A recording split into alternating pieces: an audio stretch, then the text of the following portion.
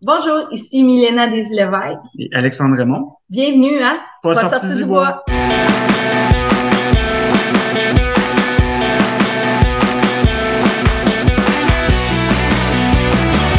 Mesdames, messieurs, votre gagnant du 110 Si tu commences à te sentir bien en courant un ultramarathon, fais-toi-en pas, ça va passer. Grand champion du 125 km. Barres protéinées, barres caféinées, gaufres, drink mix, poudre protéinée, la gamme de produits NAC s'en vient tellement complète qu'avec ça, t'as un arsenal complet pour ton prochain grand défi. Puis surtout pour avant, pendant, puis après les entraînements qui vont t'amener jusque-là. Tout ça, ça se trouve à un seul endroit sur le nacbar.com. Puis parce que NAC est un partenaire du podcast, il t'offre 15% de rabais sur ta première commande en ligne. Tu vas sur leur site web, tu remplis ton panier, puis tant qu'à être là, tu visites la section de l'équipement puis tu te choisis du Trail Swag, puis rendu au moment de payer, tu rentres le code promo pas sorti du bois. PASSORTITUBOIS. Merci Will, Min et toute l'équipe de NAC et bon épisode. Ouais, on n'est pas sorti du bois, hein? Bonjour tout le monde, bienvenue à cet épisode numéro 119 de Pas sorti du bois. Aujourd'hui, je n'ai pas un, mais deux invités. Je suis avec un couple dans la vie et dans le sport qui reviennent tout juste de faire une affaire assez fou. Je pense qu'on peut le qualifier comme ça, une course à étapes aux États-Unis. On va pouvoir jaser de ça puis de trail en général. Milena Desilevêques, Alexandre Raymond, bienvenue à Pas sorti du bois. Merci. Je suis vraiment content de vous recevoir. En fait, quand j'ai constaté ce que vous avez accompli, de un, c'est une course que je connaissais pas.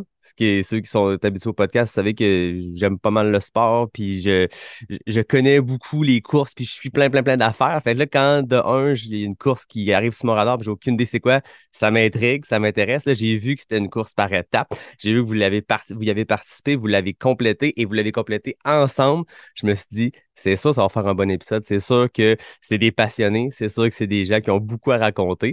Avant qu'on tombe dans ce vif du sujet-là, on va parler aussi de vous, de votre développement dans le sport. Mais avant toute chose, je commence toujours en demandant à mes invités, qu'est-ce que vous buvez de votre côté? Un bon café en ce samedi matin. Ben oui, parce que la bière, d'habitude, c'est ce qui accompagne mes entrevues, mais une fois de temps en temps, on se dit on va être sage, il est samedi matin, il est 9 h, on va y aller pour le café. Donc, moi aussi, c'est ça. Je vous rassure, j'ai pas de bière dans les mains. Cheers à vous autres, merci d'être là. Cheers. Cheers. J'en profite pour parler de mon partenaire de café, Capic. Capic 1, vous le savez, ça fait longtemps que c'est le partenaire de café pour accompagner mes entrevues non alcoolisées ou mes entrevues matinales. Je tiens, avant qu'on commence, je prends un petit moment parce que vous le savez, Ray Zahab, qui est le fondateur de Capic 1, les expéditions et ensuite le café. Je l'ai reçu 2 fois au podcast, un athlète de très haut niveau de calibre international. Et Ray a annoncé cette semaine sur les médias sociaux qu'il était atteint d'une rare forme de cancer. J'y avais parlé un peu avant qu'il fasse cette annonce-là. On s'était parlé, c'est rendu un ami dans la vie. Puis quand il m'a dit ça, ben c'est sûr, c'est un choc. Tu te dis, aïe, aïe, on s'attend jamais à ça. Mais il est dans un état d'esprit tellement positif et sain. Il est en mode, on va combattre ça. Il est déterminé. Il va continuer de faire ses expéditions. Il a commencé les traitements de chimio. Ça se passe bien. Donc, c'est positif dans la manière qu'il prend ça, c'est négatif, c'est triste, mais j'ai l'impression que ce cancer-là, il s'est pas atteint à la bonne personne. Il s'en est pas pris à la bonne personne parce que ça sera pas long que ça va être réglé, puis Ray va combattre ça. Il va aller au bout de ça comme il a fait avec toutes ses expéditions, il se rend au bout. Donc, bref, je tenais à lui envoyer un petit coup de chapeau puis dire que on l'aime, puis la communauté va être derrière lui là-dedans, puis il est très transparent, il en a parlé ouvertement, fait que c'est un grand homme, puis il le prouve une fois de plus. Donc, Ray, on t'aime, puis merci pour le café. Fait que voilà, je tenais quand même à le dire parce que c'est quelqu'un qui est très important dans notre communauté. Puis il l'a fait, il en a parlé vraiment cette semaine avec ouverture, puis il y a eu une vague d'amour de la communauté. Donc, mais c'est impressionnant quand j'ai parlé, la force de cet homme-là. On le savait pour ses expéditions, mais là, on vient de le voir dans un tout autre aspect de sa vie. Puis c'est un fighter, puis j'ai l'impression que ça va très bien se passer pour lui. C'est très encourageant, en tout cas, ce qu'il me disait selon les pronostics. Bref, Ray, on t'aime. Milena, Alexandre, jason de vous, de votre parcours, avant de vous lancer dans des courses par étapes, dans le désert, des affaires de... Quand il y a 3 chiffres au nombre de kilomètres, on sait qu'on est rendu dans du long. Quand ça commence par un 2, par un 3, tu te dis, oh là là, c'est du très long. Avant d'aller dans ces étapes-là, je suppose que vous avez commencé dans le sport plus petit, plus modestement, puis vous avez progressé. Alexandre, je te lance la balle en premier. Comment a été tes débuts en sport, en course à pied? Comment le trail est arrivé dans ta vie? Rapidement, dans le fond, c'est vraiment sous l'influence de Daisy. Ah, Donc, c'est peut-être elle qui déjà aurait dû commencer. Mais c'est vraiment sur son modèle à elle que, la fois, je la voyais faire des courses. Elle revenait de ces courses-là plus défaite que je l'avais jamais vue, plus fatiguée que je l'avais jamais vue. Puis à un moment donné, ben je trouve que dans un couple, c'est bien de partager un peu les passions de l'autre, de voir un peu comment on peut intégrer ça dans notre propre vie. Fait que j'ai commencé à courir, puis mon but, c'est de faire un 40 km dans le fond au Parc du Bic, ici dans notre région. Donc, c'est comme ça que j'ai commencé. Et, ça a été vraiment ma première expérience, ça a été ça. Puis après ça, j'ai pas arrêté. C'est une passion qui s'est développée. ah, c'est ça, quand la piqûre arrive. Fait que, ben, avant de passer à Daisy, parce que tu sembles être celle qui avait plus d'expérience de trail auparavant, racontez-nous comment vous vous êtes rencontrés, parce que je comprends, Alexandre, que tu as vu Daisy faire ce sport-là se développer, donc tu étais déjà dans sa vie. Est-ce qu'on peut en apprendre plus sur où vous êtes rencontrés, comment vous êtes rencontrés, puis après ça, on pourra jaser de toi, ton parcours de trail, Daisy? Oui. Ben, en fait, ça fait 11 ans qu'on est ensemble. Donc, Wow! oui, on s'est rencontrés à l'université, au baccalauréat en administration. OK. Pour la petite histoire, je jouais au Ultimate Frisbee dans ce temps-là. Puis, c'est ça, on s'est rencontrés à l'université. Ouais. OK. Puis avant d'avoir la piqûre de la trail récemment, je comprends. Est-ce que tu faisais de la longue randonnée? Est-ce que tu faisais de la course sur route? Est-ce que tu avais déjà ce sport-là sur ses jambes qui existait dans ton quotidien ou ça a vraiment été let's go, on part en trail? Ben, en fait, ça a débuté vraiment quand on a commencé à sortir ensemble. OK. On a commencé à faire du hiking, un peu de la trail un petit peu, plus vraiment de la marche, des petites expéditions. Puis au fur et à mesure, on se poussait tout le temps à se dire qu'est-ce qu'on peut faire de pire que ce qu'on vient de faire. Puis, jusqu'à ce jour, c'est pas mal notre philosophie de tout le temps essayer de monter d'un step.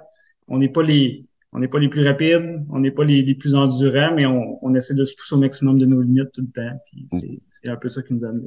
Ah, j'aime ça. Tout le temps trouver la limite suivante. Quand on atteint notre limite, ou en tout cas, on la repousse. Je sais pas si vous avez entendu la semaine passée, je recevais une fille qui s'appelle Marie Laforce, puis elle parlait de la différence entre dépasser ses limites puis les repousser. Puis elle disait, moi, je cherche à les repousser. Dépasser, c'est pas nécessairement une bonne chose parce que ça veut dire qu'on tombe dans une zone rouge, mais par contre, notre limite, elle bouge avec le temps. Puis je sens que c'est un peu ça, votre histoire de, OK, on atteint cette limite-là, on la repousse jusque où, puis c'est quoi la prochaine étape? Donc, on n'a pas atteint le bout encore. Donc on se dit, On va continuer. il reste du jus encore à aller chercher. c'est ça le problème, hein, c'est que j'ai l'impression que le corps humain est fait pour repousser cette limite-là à tout jamais. On regarde des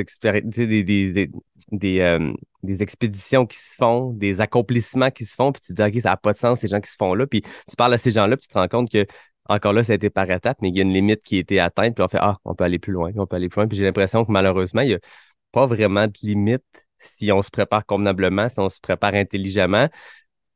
Je sais pas si c'est épeurant ou c'est encourageant, mais vous pourrez me le dire, vous, de votre côté. Daisy, parlons de toi, ton parcours de course. J'ai vu, en faisant mes petites recherches, que ça remonte quand même à loin, les courses de trail de ton côté. Moi-même, avant de faire des courses de trail, je faisais du hiking. OK. Ça avait très mal commencé dans le temps. Quand j'avais 16 ans, j'étais partie avec mon frère. On s'était dit, on va aller faire un bout de la grande traversée dans le parc de la Gaspésie. J'avais 16 ans, il y en avait 20 même. Fait que on était partis, pas équipés, on connaissait pas ça, on n'avait jamais fait ça de notre vie. On avait dormi en pleine forêt en entendant des orignaux qui calaient. On avait vu tellement de marre d'ours que je me suis dit, plus jamais j'en fais ça, plus jamais j'en retourne faire du hiking. Fait que penser à retourner faire de la course en sentier, des choses comme ça, j'ai été longtemps que je me suis dit, c'est pas pour moi. Mais quand t'as peur de quelque chose, on dirait que ça t'attire. Mm-hmm. Fait que, tu sais, on dirait qu'après ça, tu veux y retourner, tu veux voir c'est quoi, tu veux jouer un petit peu avec, ça fait peur, mais je suis capable de me dépasser aussi dans mes peurs et tout ça. Fait que j'ai continué de ce côté-là. Puis, moi puis Alex, quand on s'est rencontrés en 2011, moi, j'avais déjà un voyage de prévu qui était de faire Saint-Jacques-de-Compostelle avec ma famille. OK. Fait que dans le fond, on est parti, on l'a fait en 29 jours, on a marché avec le sac à dos, tout ça, pendant les 830 kilomètres. Puis moi, ça m'a accroché. Là, OK. je me suis dit, j'aime ce genre de longs voyages-là, tu sais, d'être capable de transporter tout ce que tu as besoin longtemps, de te dépasser, puis d'avoir la liberté de t'as pas de casse-tête. Mhm. Oui, physiquement, c'est difficile, mais t'as pas de casse-tête. Là, tranquillement, pas vite, j'ai mis ça de côté un petit peu dans les premières années. Puis en 2015, comme beaucoup de femmes, je pense, on s'est remis à la course à pied parce on veut perdre du poids. Mhm. Fait que j'ai commencé à perdre du poids, me remettre en forme, tout ça. J'avais suivi un petit programme là, de faire un 10 km en 10 semaines. Fait que OK. ça m'a accroché, j'ai commencé à courir. Puis après ça, je me suis dit, bon, je pourrais m'en aller vers un demi-marathon. Fait que j'avais commencé dans l'automne à builder là-dessus, puis à allonger un petit peu mes distances. Puis j'ai assisté à une conférence de Jean-François Bégin, qui est orthopédiste. Lui, dans le temps, il avait fait 5 déserts, des courses par étapes sur 5 déserts, dont la première qui était le Grand to Grand Ultra. OK. Puis j'ai vu sa conférence, ça m'a complètement chamboulé. J'ai fait, c'est ça que je veux faire. C'est comme un objectif de vie pour moi. C'est devenu mon rêve numéro 1. Puis je me souviens là, qu'après la conférence, j'avais demandé un autographe. Puis dans mon bureau de travail, là, à mon emploi, j'ai mis ça sur mon babillard. Puis il est là depuis ce temps-là. Puis ça fait Ah quand même 7 ouais. ans. Ouais, Aïe, aïe. Fait qu'en 2015-16, 2015. t'as vu cette conférence-là, t'as vu cette course-là, puis t'as fait C'est voici ça mon que je veux faire. objectif. Puis j'ai l'impression à t'écouter qu'il y avait l'aspect course que tu étais en train de commencer à courir. Puis dans la course par étapes, il y a quelque chose qui, à moins que je me trompe, j'ai pas fait de Compostelle, mais il y a un peu ce côté-là, multijour, long effort, mais je veux dire, à vitesse moindre. Là. Tu peux pas faire 300 km en 6 jours je veux dire, à pace 5 km. Fait une espèce de quelque chose qui est dans la longue randonnée ou la longue expédition. Fait qu'il y a un peu de ces deux éléments-là que tu avais vécu dans les dernières années qui se joignaient ensemble en un seul objectif. Je me trompe-tu? C'est en plein ça. C'est exactement ça. Puis, il y avait beaucoup d'aspects que je connaissais pas, comme, tu sais, la chaleur et des choses comme ça. Puis, à ce moment-là, je savais même pas que le trail, ça existait. Mhm. Fait que j'ai commencé à m'entraîner, tu sais, l'hiver, tout, parce que moi, j'étais tellement mindée que je voulais faire ça, que je me disais, si je veux me rendre là, il faut que j'essaie de recopier ce que lui a fait. Fait que là, je me disais, bon, il faudrait que j'essaie de courir pratiquement tous les jours. Il faudrait des choses comme ça, tu sais, que j'essayais de découvrir au fur et à mesure. Puis ce qui est drôle, c'est que tout autour de moi, tout le monde, il disait un peu genre, voyons donc, c'est n'importe quoi. Tu fais 10 kilomètres, tu seras jamais capable de faire 273 kilomètres. Tu sais. Puis c'était un petit peu, tu sais, à Compostelle, on se souvient, tu as pleuré, c'était difficile, tu sais, tu trouvais ça extrême, tu seras jamais capable de faire ça. Fait que les gens, eux, ils voyaient plus le fait que présentement, j'étais à 10 kilomètres, mais moi, dans ma vision, je me voyais me rendre là. Moi, je Ouais, voyais les étapes pour me rendre là, puis ça m'attirait plus que me dire tout de suite, ah, je serais jamais capable. ouais. Puis je suppose, tu sais, replace-toi en 2015, 2016, 2017, ces premières années-là, suite à cette piqûre-là que tu avais eue. Est-ce que tu le voyais sur du long terme? Là, ça a pris 7 ans entre la conférence puis cette année de le compléter. Est-ce que c'était ça le plan? Moi, le plan au début, je le voyais plus sur 3 ans. OK. Mais avec où j'étais rendue au fur et à mesure que ça avançait les distances, ça, je m'étais mis sur 5 ans en 2020. OK. Là, finalement, avec Ouais. la pandémie, ça a retardé. Mais c'était plus réaliste sur 5 ans que sur 3 ans, là, étant donné que j'avais pas de background. Puis je me suis vraiment, au fil des années, tu sais, de passer de petites courses en plus grandes courses. Puis là, je voyais qu'est-ce que mon corps était capable de faire. Puis qu'est-ce qui était réaliste aussi de me donner comme objectif. Fait que, tu sais, tranquillement, pas vite, en 2016, j'ai fait une course de 6 kilomètres au QMT, OK. enchaînée d'un 10 kilomètres au Transvalley, qui était comme complètement épouvantable, parce que je sortais de là complètement mort. Et j'arrive voir Alex pour lui dire, genre, oh mon Dieu, ça a été comme épouvantable, là, tu sais, j'étais défaite. Puis lui, il dit, hey Daisy, j'ai pensé à nous autres, je nous ai inscrit un 10 kilomètres à Forion. Moi, je voulais dire, genre, je sais pas comment je vais faire pour continuer. Puis lui qui nous dit, ah, je nous ai inscrit à 10 kilomètres. Fait qu'on est parti faire le 10 kilomètres à Forion cet automne-là ensemble.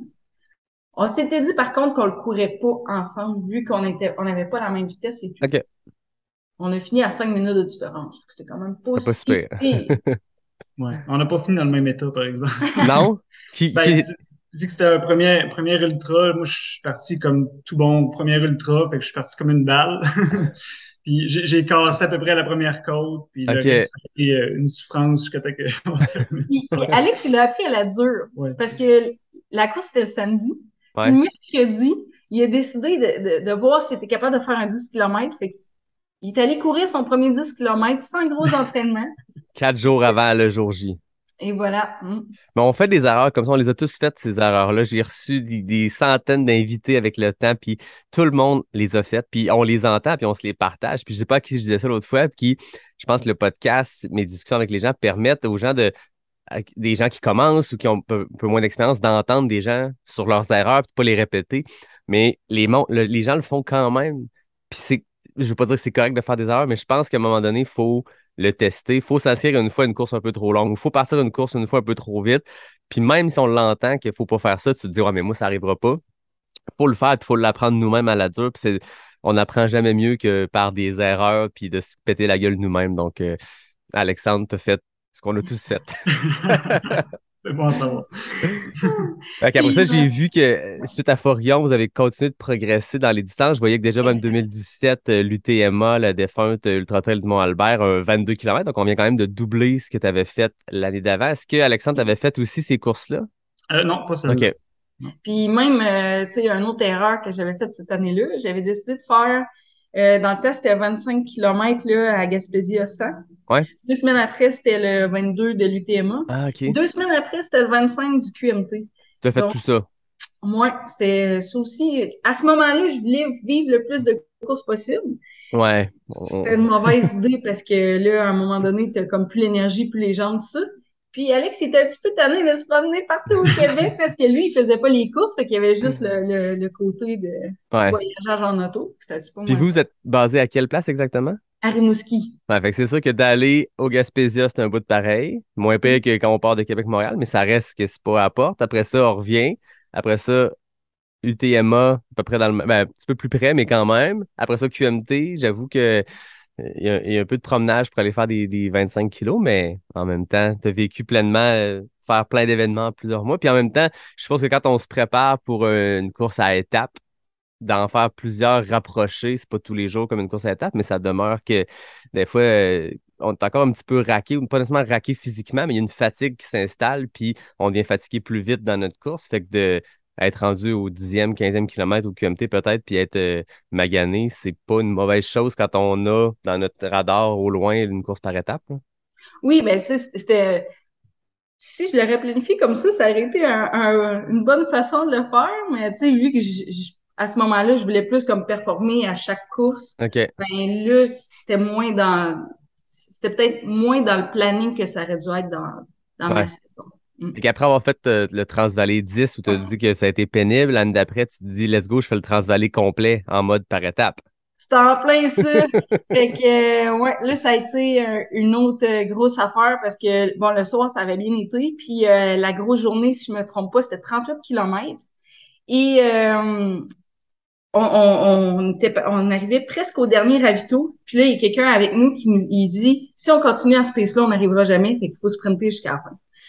Fait que là, on s'est mis au coton. On était dans le rouge pendant 15-20 minutes. On est arrivé là. J'étais tellement plus capable que je me suis assise dans une chaise. Puis je sais qu'il y avait une bénévole qui me disait, il faut pas que tu t'assises, tes jambes ne repartiront pas. Mais j'étais tellement essoufflée que j'étais même pas capable de dire, tu comprends pas, là, je suis capable de me tenir debout. Fait que, quand on est reparti de là, on est reparti à la marche, puis on a terminé, il était comme 6 heures le soir, là, tu sais, on était vraiment dans le late pack. Mais au moins, on avait comme fini, puis le lendemain, on en repartait. Puis là, au moins ça, la fatigue de la veille qui continue, ben là, ton corps commence à se préparer tranquillement, pas vite, à dire, OK, oui, je suis fatiguée, mais je suis quand même capable encore d'en donner. Ouais.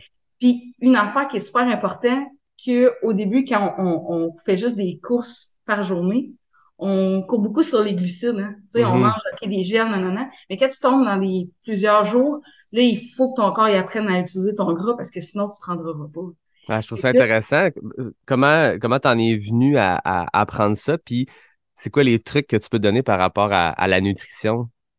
Ben, c'est sûr que pour faire des courses par étapes, moi, je me suis entraînée beaucoup, beaucoup à jeun, OK. définitivement. J'ai été longtemps, plusieurs mois, à manger plus cétogène pour obliger le corps à trouver une autre façon de carburer. Puis on va en parler tantôt, là, on a des petites stratégies nutritionnelles non recommandables dans la vie de tous les jours, mais que dans des courses par étapes, là, ça fonctionne très bien. Mais manger aussi dans des courses, apprendre à manger des choses qui vont être plus grasses que sucrées. Ouais. Puis tu sais, c'est pas recommandable, là, mais manger un petit peu plus au lieu de manger aux 20 minutes, ben nous autres, dans un ultra, on va manger plus éloigné que ça. Mais Pour des plus essayer grosses portions. Ouais, exact. OK. Ouais. Ou C'est des sûr que petites quand... choses comme de la spiruline. OK. Parce que ça te donne un petit kick sans te donner du sucre. Fait que là, ton corps, il apprend avec ça à être capable de carburer même s'il n'y a pas de sucre qui rentre, puis de glucides, puis tout ça. Fait que, OK, donc l'objectif, contrairement à des courses souvent, tu sais, comme un ultra qu'on va faire en une seule journée, on va aller être full glucides, puis on va viser des centaines de grammes de glucides par heure ou peu importe, chacun 50-60 grammes de glucides par heure. Chacun sait c'est quoi son maximum qu'il est capable, mais on va vraiment taper là-dedans, puis on va être beaucoup dans le sucre. Qu'est-ce qui, qu'est-ce qui fait que dans de la course par étapes comme ça, c'est pas les glucides qu'il faut c'est pas dans les glucides qu'il faut les puiser, mais dans les gras? parce que si on va juste dans les glucides, ça va peser ben trop dans notre sac. OK, je comprends. Ouais. OK, en termes de Euh, quantité puis de poids. Exact, parce que tu sais, nous, dans cette course-là, on était en semi-autonomie, donc toute la nourriture pour la semaine, il fallait la traîner. Puis si on aurait apporté des choses qui avaient un haut taux de glucides, on aurait eu pour 2 à 3 fois le poids. Fait Ah, qu'on pouvait OK. pas se permettre ça. C'est Fait que c'est pour ça logistique quasiment la raison. exact. Ouais. C'est un apprentissage au corps d'apprendre à l'épuiser dans autre chose. Tu sais, c'est quelque chose comme n'importe quoi, c'est de l'adaptation. Puis, je veux dire, t'as eu un build-up de 7 ans vers cet objectif-là, fait que je suppose que le corps s'adapte. Est-ce qu'à ce moment-là, quand tu as fait le Transvalley, tu savais déjà ces choses-là? Non. Je les ai appris par après. Mais tu sais, je pense quand même que le fait d'enchaîner toujours 3 jours de course, ça a aidé quand même le corps à commencer à s'habituer. Puis, veux pas, tu sais, à un moment donné, tu te couches fatigué, puis tu te relèves, tu as de la misère à déjeuner. Ouais. Ben, le corps, il change de mode, veux pas. Fait que ça l'aide à apprendre de ce côté-là. OK. Puis toi, Alexandre, là, tu voyais Daisy continuer à progresser dans le sport, à augmenter ses distances, puis d'avoir ce focus-là dans 3 ans, dans 5 ans, dans 2 ans pour le Grand to Grand. À quel moment c'est devenu ton projet aussi? Très, très récemment, dans le Ah fond. ouais? Elle s'est inscrite l'année, c'est en 2020 que tu t'es inscrit? 2019. 2019. Moi, à ce moment-là qu'elle s'est inscrite, je m'étais inscrit à un cours de cuisine, OK. un peu dans le même coin, en me disant ça va me faire quelque chose à faire pendant le temps qu'elle va être partie. Puis finalement, c'est vraiment, on a continué à s'entraîner, on a continué à faire des ultras, puis rendu à peu près 8 mois avant l'événement, j'ai écrit dans le fond à Tess, qui est la responsable de la course, puis j'ai dit, écoute, j'aimerais ça le faire. Fait que je me suis inscrit dès que ça a ouvert, puis on était capable de le faire ensemble. Ah, OK, fait que c'est vraiment une décision de dernière minute. Voilà, ouais. Fait que si on continue dans ta progression, Daisy, après ça, j'ai vu que c'est même avoir du très long. Après le Transvalley et tout, l'année suivante, Ben, cet automne-là, j'ai fait le 42 et Arcana. OK, aussi. Fait qu'un Ouais, premier marathon. c'était en plein ça. C'était l'objectif que je m'étais dit de faire un marathon au moins dans cette année-là pour être capable l'année d'après de doubler pour après ça à continuer à allonger. OK. Mais effectivement, oui, en 2018, là, j'ai commencé à allonger plus Il y encore. a un bon step, là, je voyais, tu sais, Gaspésia 20, après ça, tu avais l'UTHC 42, tout ça. Puis là, boom, Bad Beaver Ultra. Oui, puis même avant, Jean-François Tapp, il venait d'ouvrir son Gaspésia, il appelle le transpercé. Oui, OK.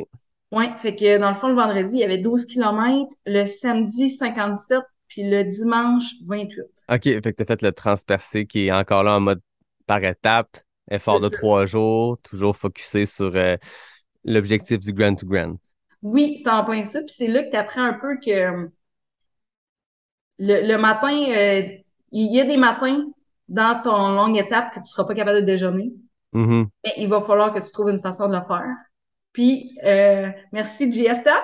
Mais le matin du dimanche, j'ai mangé du thon à la nette. C'est la seule chose qui est rentrée. Donc, déjeuner avec du thon à la nette, c'est vraiment pas agréable. Mais tu dis, il faut juste que j'aille de quoi dans l'estomac pour continuer.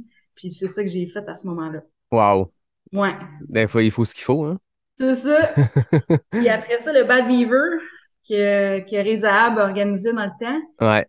ça, c'était un objectif terrifiant. Pour vrai, là, j'avais tellement peur. C'était la première course en style semi-autonomie aussi. Ouais.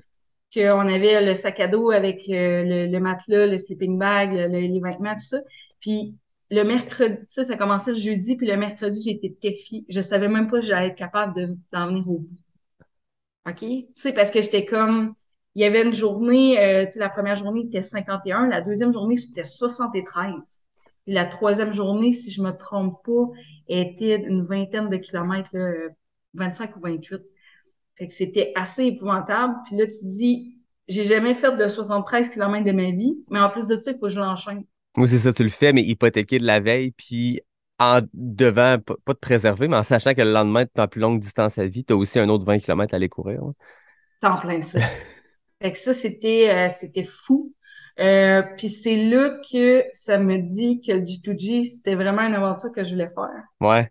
Parce que les gens avec que j'ai rencontrés au Bad Beaver, c'est des gens incroyables. On a tissé des liens incroyables parce que à tous les soirs, t'arrives, tu soupes ensemble. Mm-hmm. Puis là, tu bâtis des liens, puis dans la journée, même si tu cours pas avec eux, tu les recroises, puis ça, puis là, à un moment donné, tu fais comme, OK, cet esprit-là de communauté, tu sais, qu'on vit dans les ultras, là, on le vit, mais fois mille, parce qu'on est vraiment comme, tu sais, serrés ensemble. Ouais, mais j'ai l'impression d'entendre des gens qui ont fait le Tranche-Charlevoix cette année aussi, qui en étaient à leur première course à étapes multijours, qui sont revenus avec ça en disant, je veux dire, une course de trail, tu fais Arikana, tu fais le QMT, peu importe, à l'arrivée, tu as un esprit de communauté. Sur le sentier, tu as un esprit de communauté, tu as de quoi de le fun, de fort, tu jases et tout, puis c'est convivial, c'est familial. Mais en mode course à étapes où tout le monde est dans le même bateau, tout le monde se suit, c'est exposant 3, tu sais, c'est bien plus grand. Fait que ce que je t'entends dire, je l'ai entendu du monde qui a fait le Trans-Charlevoix, le Transpercé, le Transvallée, bien sûr, qui était notre première course à étapes, en tout cas une des premières au Québec. Il y a ça de beau aussi là-dedans. Toi, c'est là au Bad Beaver que tu as senti ce côté-là encore plus fort de c'est pas juste un accomplissement physique, c'est aussi une expérience humaine. Oui, c'est en plein ça, parce que, tu sais, on était un camp avec tout le monde qui restait dormir là. C'était comme Mhm. obligatoire. Puis ça fait que les gens, rapidement, tu tisses avec les gens. Tu sais, parce que tu es là pour les mêmes raisons, tu as le même objectif, puis tu as su faire la même affaire. Tu sais, il y a des gens qui vont le faire plus rapidement, puis des gens plus lentement, mais ça change pas le fait qu'on a tous vécu le même terrain, on a tous vécu la même température, puis qu'on a vécu la même chose, puis là, on dirait qu'on connecte super rapidement, puis on va s'ouvrir avec les autres beaucoup plus rapidement. Ah oui. Fait que ça, c'est vraiment quelque chose qui m'a super marqué. Puis je suis tellement allée pousser loin physiquement. Puis mentalement, il a fallu que je me parle beaucoup parce qu'à la deuxième journée, il a fait comme 38 degrés. Je me suis vraiment sentie mal. J'ai été étourdie une grosse partie de l'après-midi pendant de 1 heure à 6 heures.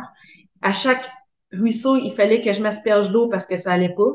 Puis de quand même continuer de dire, regarde, ça va pas, mais je m'oblige à faire un pas devant l'autre puis me dire, j'arrête pas. Parce que si j'arrête, c'est fini. Puis je veux pas arrêter, je veux me rendre au bout. Fait que juste apprendre à dire, présentement, c'est difficile, mais ça va passer.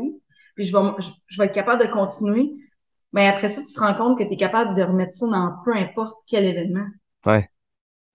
Fait que, Puis, je fais un lien peut-être un peu boiteux, mais as-tu l'impression que ça, ce que tu viens de dire, cette capacité à se dire que ça va mal en ce moment et que ça va passer, que ça s'applique au-delà de la course? oui, Moi, je le sais que c'est avec la course. Tu sais, je veux dire, dans la vie, j'avais déjà vécu des choses avant la course, puis tu te dis, OK, ça finit toujours par revenir, mais la course, on le vit tellement intensément, ces hauts puis ces bas-là, puis de se dire ça va passer, qu'on dirait que je l'applique dans la vie naturellement, le même processus mental, le même déclic de Ah, ça va passer. Tu sais, ça revient tout le temps, il faut juste laisser le temps aux choses. c'est en plein ça. Puis il faut juste des fois accepter la situation pour que elle se résout d'elle-même. Mhm. C'est des fois quand on fait comme, OK, oui, c'est là, c'est difficile, je l'accepte, mais il semble que déjà là, ça devient moins pire. Ouais, Tandis que quand tu essaies de combattre en disant, ah, ben là, je fais le pas, mais je vais me pousser pour aller mieux, puis tout ça, ben là, dans le fond, il faut vraiment que tu te laisses comme aller, puis tu joues un peu plus avec ça pour continuer d'avancer que de dire, regarde, ça va pas, mais je vais continuer de manger, puis tu sais. Fait que j'ai appris beaucoup de cette expérience-là. Puis quand on a fini ça, pour moi, ça a été vraiment un très gros accomplissement. Ah oui. J'en suis sortie transformée de ça, puis j'avais encore plus le goût de me dépasser suite à ça. Ouais.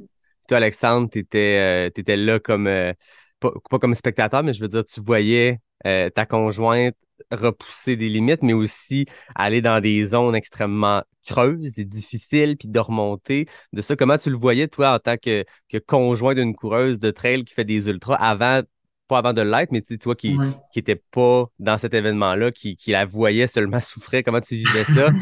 Ben, je le voyais très, très naïvement, dans le fond, comme quelqu'un qui connaît plus ou moins cet environnement-là. Je pense que je l'appréciais pas autant que maintenant je peux l'apprécier. Parce que elle me disait, j'ai fait un 40. À un moment donné, ça devenait un peu normal. J'ai fait un 40. Bon, parfait. J'ai fait un 50. Bon, écoute, c'est 10 kilomètres de plus, mais quand tu le vis dedans, c'est vraiment autre chose. Fait que c'est un peu ça. Je te dirais naïvement. Ça serait ma réponse là-dessus.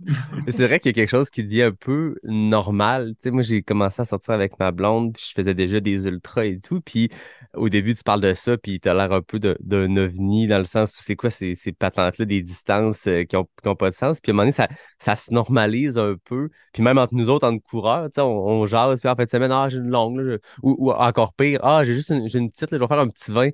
Puis t'es comme, mais quelqu'un à côté qui est en train de se dépasser pour faire son premier 5 km, ce qui est un accomplissement immense, tu sais, que 95% de la population n'a jamais fait ça.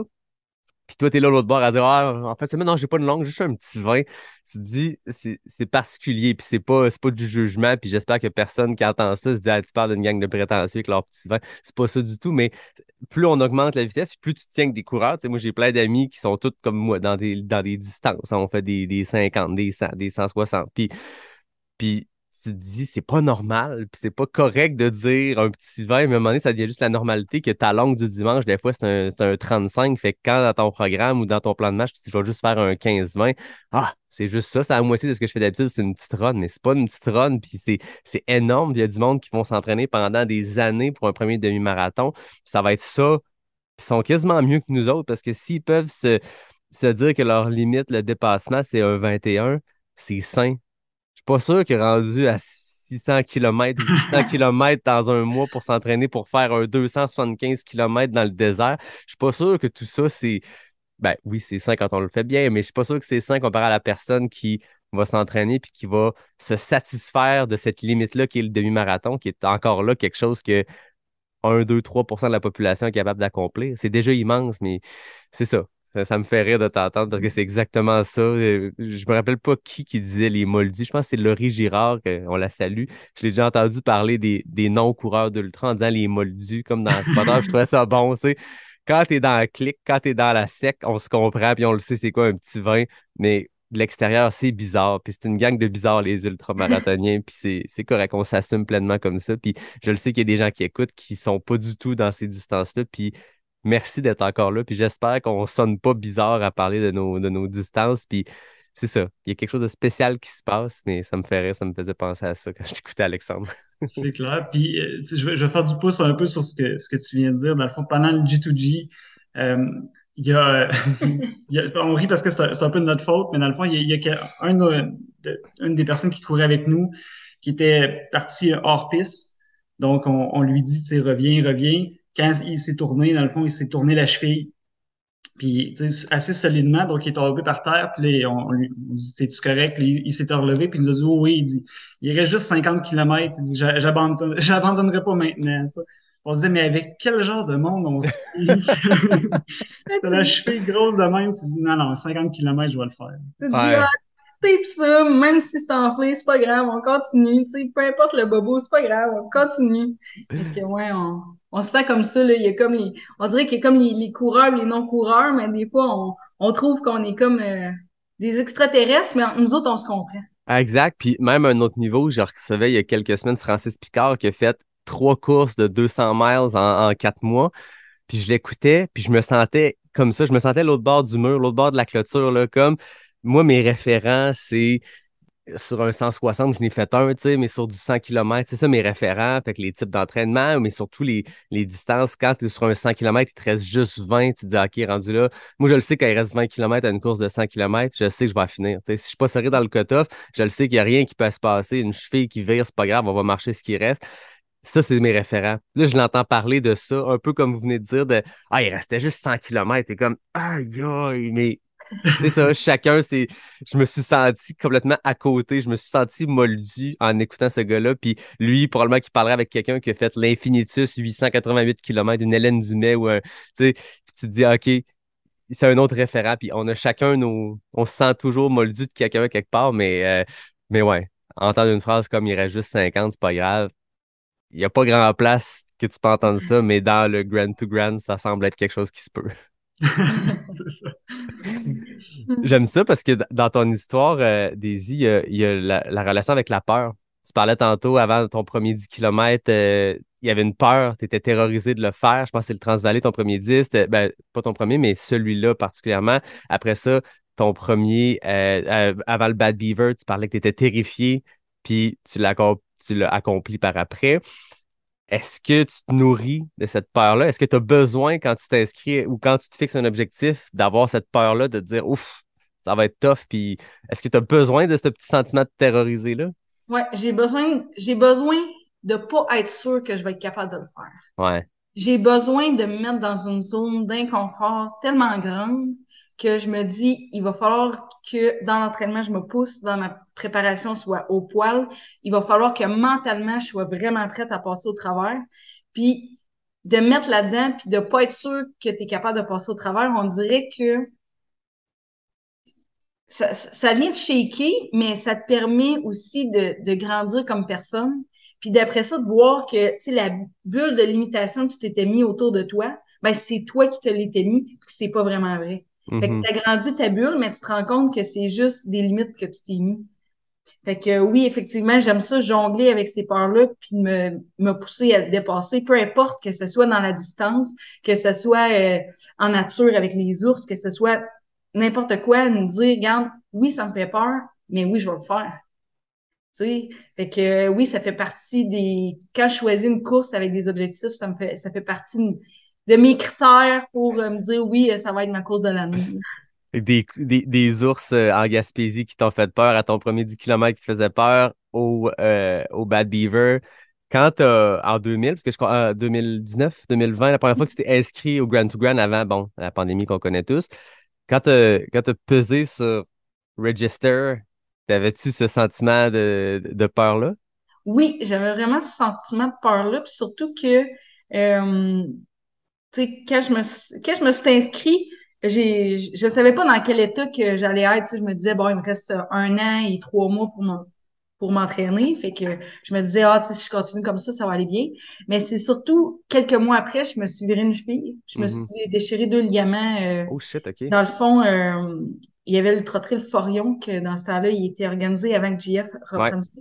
Puis dans le 110 km de nuit, je me suis viré la cheville, un ligament brisé. J'ai continué pour sortir, puis en continuant, je me suis viré encore la cheville, le deuxième ligament. Puis là, j'avais vraiment peur de pas être capable de me rendre.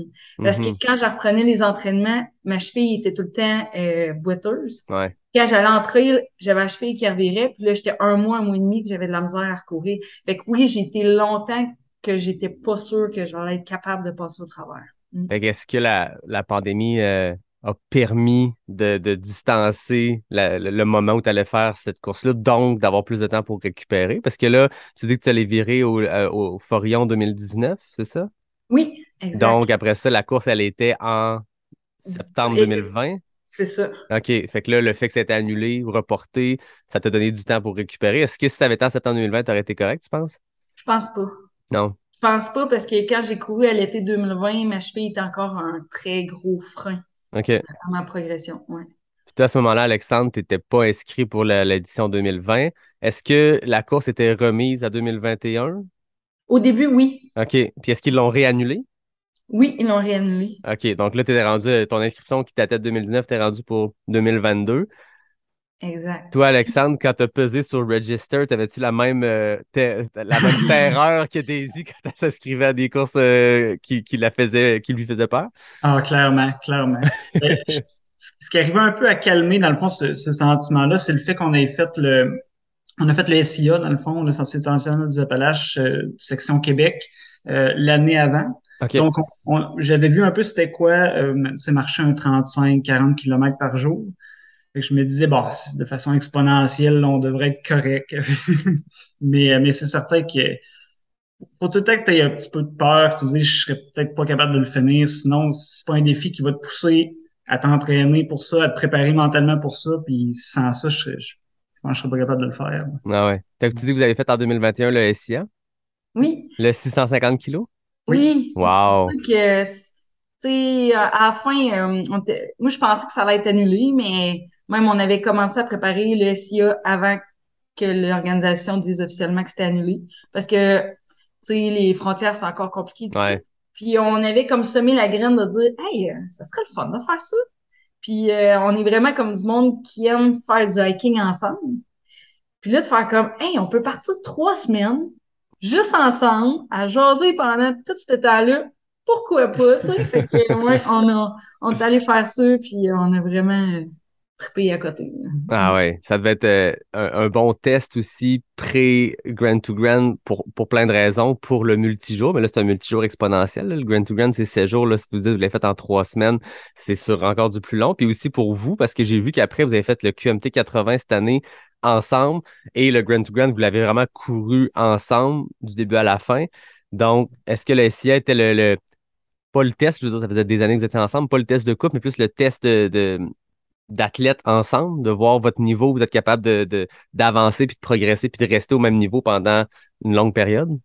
Mhm.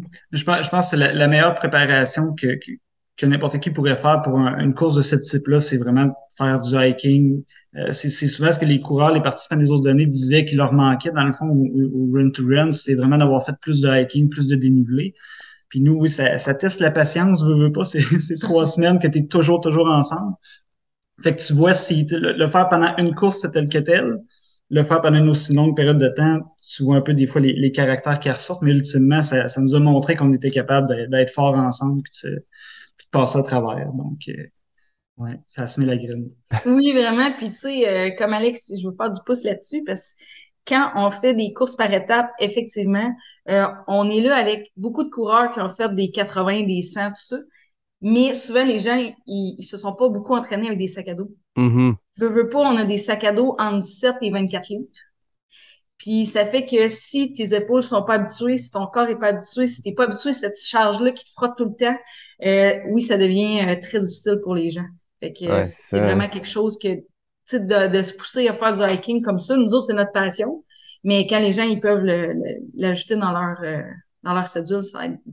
Ben oui, parce que ça a un impact parce que c'est du frottement et tout. Puis je pense que c'est Charlotte qui me parlait dans son SIA, sa tentative, son record de cette année, que justement, ou est-ce que c'est Rémi Agen Blanc? C'est un des deux, j'ai parlé aux deux suite à leur SIA, mais à quel point le frottement peut, je veux dire, t'as le dos en sang, puis c'est extrêmement difficile.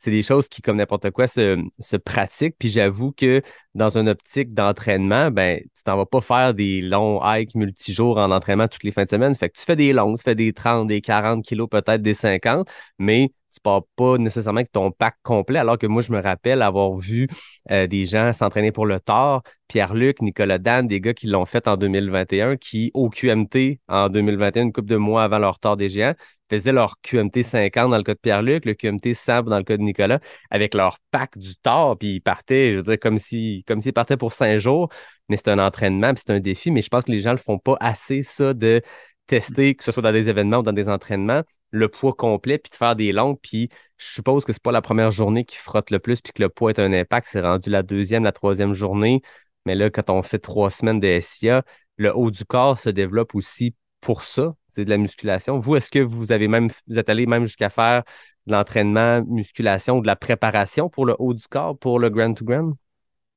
Ben, moi, j'en fais tout le temps un petit peu dans le OK. fond, à ce niveau-là, parce que j'ai eu des blessures par le passé, entre autres au dos. Fait que pour moi, c'est comme une obligation de le faire, mais c'est clair que ça joue. Toi? Ouais, mais je me suis entraînée le haut du corps aussi là, pour être capable de supporter le sac. Ah oui. Ouais, effectivement. Fait que là, on tourne autour du pot depuis tantôt. Parlons du Grand to Grand. Quand je vous disais tantôt, je le connais pas. Puis quand je suis allé sur leur site, la phrase qui est le paragraphe d'introduction, je l'ai lu, j'ai fait OK, où c'est je m'inscris? Je veux dire, la seule course par étape à partir qui a son départ à partir de l'une des 7 merveilles naturelles du monde, le North Rim du Grand Canyon, puis c'est terminé au sommet du Grand Staircase, qui est une des formations géologiques les plus emblématiques du monde. Je veux dire, tu lis ça, non seulement il y a un défi physique et tout ça, mais tu es au cœur des parcs nationaux qui sont exceptionnels. Le Grand Canyon, tu vois des photos, puis contrairement à bien des buildings ou des choses qui sont construites par des hommes, des fois, j'ai l'impression que des, des, des trucs touristiques que tu vois en photo, que tu vois en vrai, tu sais, OK, c'est beau la Tour Eiffel, c'est comme sa photo, c'est grandiose, mais encore, la photo était belle, puis ça rendait justice. Il y a des choses comme le Grand Canyon qui a aucune photo qui existe, il n'y a aucun documentaire, il n'y a aucune shot de drone donner, qui peut représenter l'immensité de la chose. C'est gigantesque. De partir une course de là, puis de finir au Grand Staircase, qui est encore là une formation géologique les plus connues au monde. C'est magnifique, ce parc national-là. Cette description-là, moi, m'a fait rêver. Parlez-moi du Grand to Grand, l'aspect technique, comment ça se décline, le multijour, l'autonomie. Expliquez-moi ce que c'est. Expliquez aux auditeurs ce que c'est. Ben, le Grand to Grand, c'est ça, c'est 273 kilomètres en 7 jours.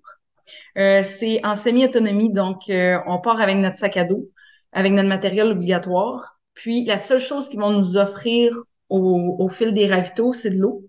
Puis le soir, on a un camp de base qu'il faut dormir là. Fait que OK. dans le fond, à 8 heures le matin, tout le monde quitte ensemble. On a d'habitude 4 ravitaux à passer dans la journée. Puis le soir, on a le camp de base avec tout le monde. Puis c'est sûr que dans le matériel obligatoire, ce qu'on s'est fait dire par nos amis qui avaient fait le marathon des sables, et d'autres courses par étapes, c'est une des courses que le matériel est le plus élevé. OK. OK, parce que il faut que, tu sais, il faut que tu aies des choses de survie comme un sifflet, il faut que tu aies une boussole, il faut que tu aies un miroir. Puis là, tu dis tout le temps un miroir. Tu sais, pour vrai, c'est qui sait utiliser ça, genre, pour flasher des hélicoptères? Puis quand on a été dans le désert, puis qu'on s'est rendu compte que une vitre d'auto peut être vue à 35 kilomètres de loin, là, on s'est rendu compte que, OK, avec ton petit miroir de 3 par 3 là, oui, tu es capable de flasher des hélicoptères, oui, tu es Ah capable de ouais. flasher des secours. Fait que c'est ce genre de choses techniques-là que, tu sais, il faut apporter, puis tu dis tout le temps, bon, quand est-ce que je vais l'utiliser? Ben oui, là, tu te rends compte que ça peut être vraiment important. Fait que, OK. puis au niveau du matériel obligatoire, il fallait partir avec un manteau de pluie. Puis un gros manteau chaud, une grosse doudoune. Parce que dans le jour, oui, ça peut monter à 35-38, mais le soir, ça peut baisser à -5. Ouais, c'est ça, Fait hein? que, on est comme tout le temps les extrêmes dans lesquels il faut jouer. Puis on part avec un sleeping bag. Normalement, ils disent 0 degré. Nous, on est parti avec un -6, puis on n'a pas regretté. Vous étiez content de l'avoir. Ouais. Mhm. Puis on part avec un matelas de sol. Puis il faut avoir 1,5 litres d'eau.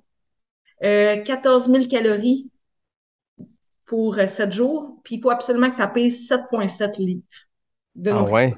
Fait que si mettons que tu as ton 14 000 qui pèse moins que ça, nous autres, c'est un peu notre cas, ben, on a ajouté pour monter à 7,7 livres. OK, le Bon, 7.7, c'est un minimum. minimum. OK. Puis ton sac à dos, il faut qu'il soit entre 17 et 24 livres.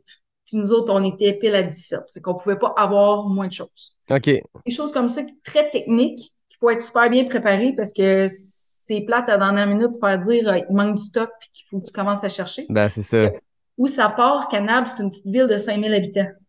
Fait que, tu sais, il y a pas de SEAL, il y a pas de mec, il y a pas de, c'est tout petit, là.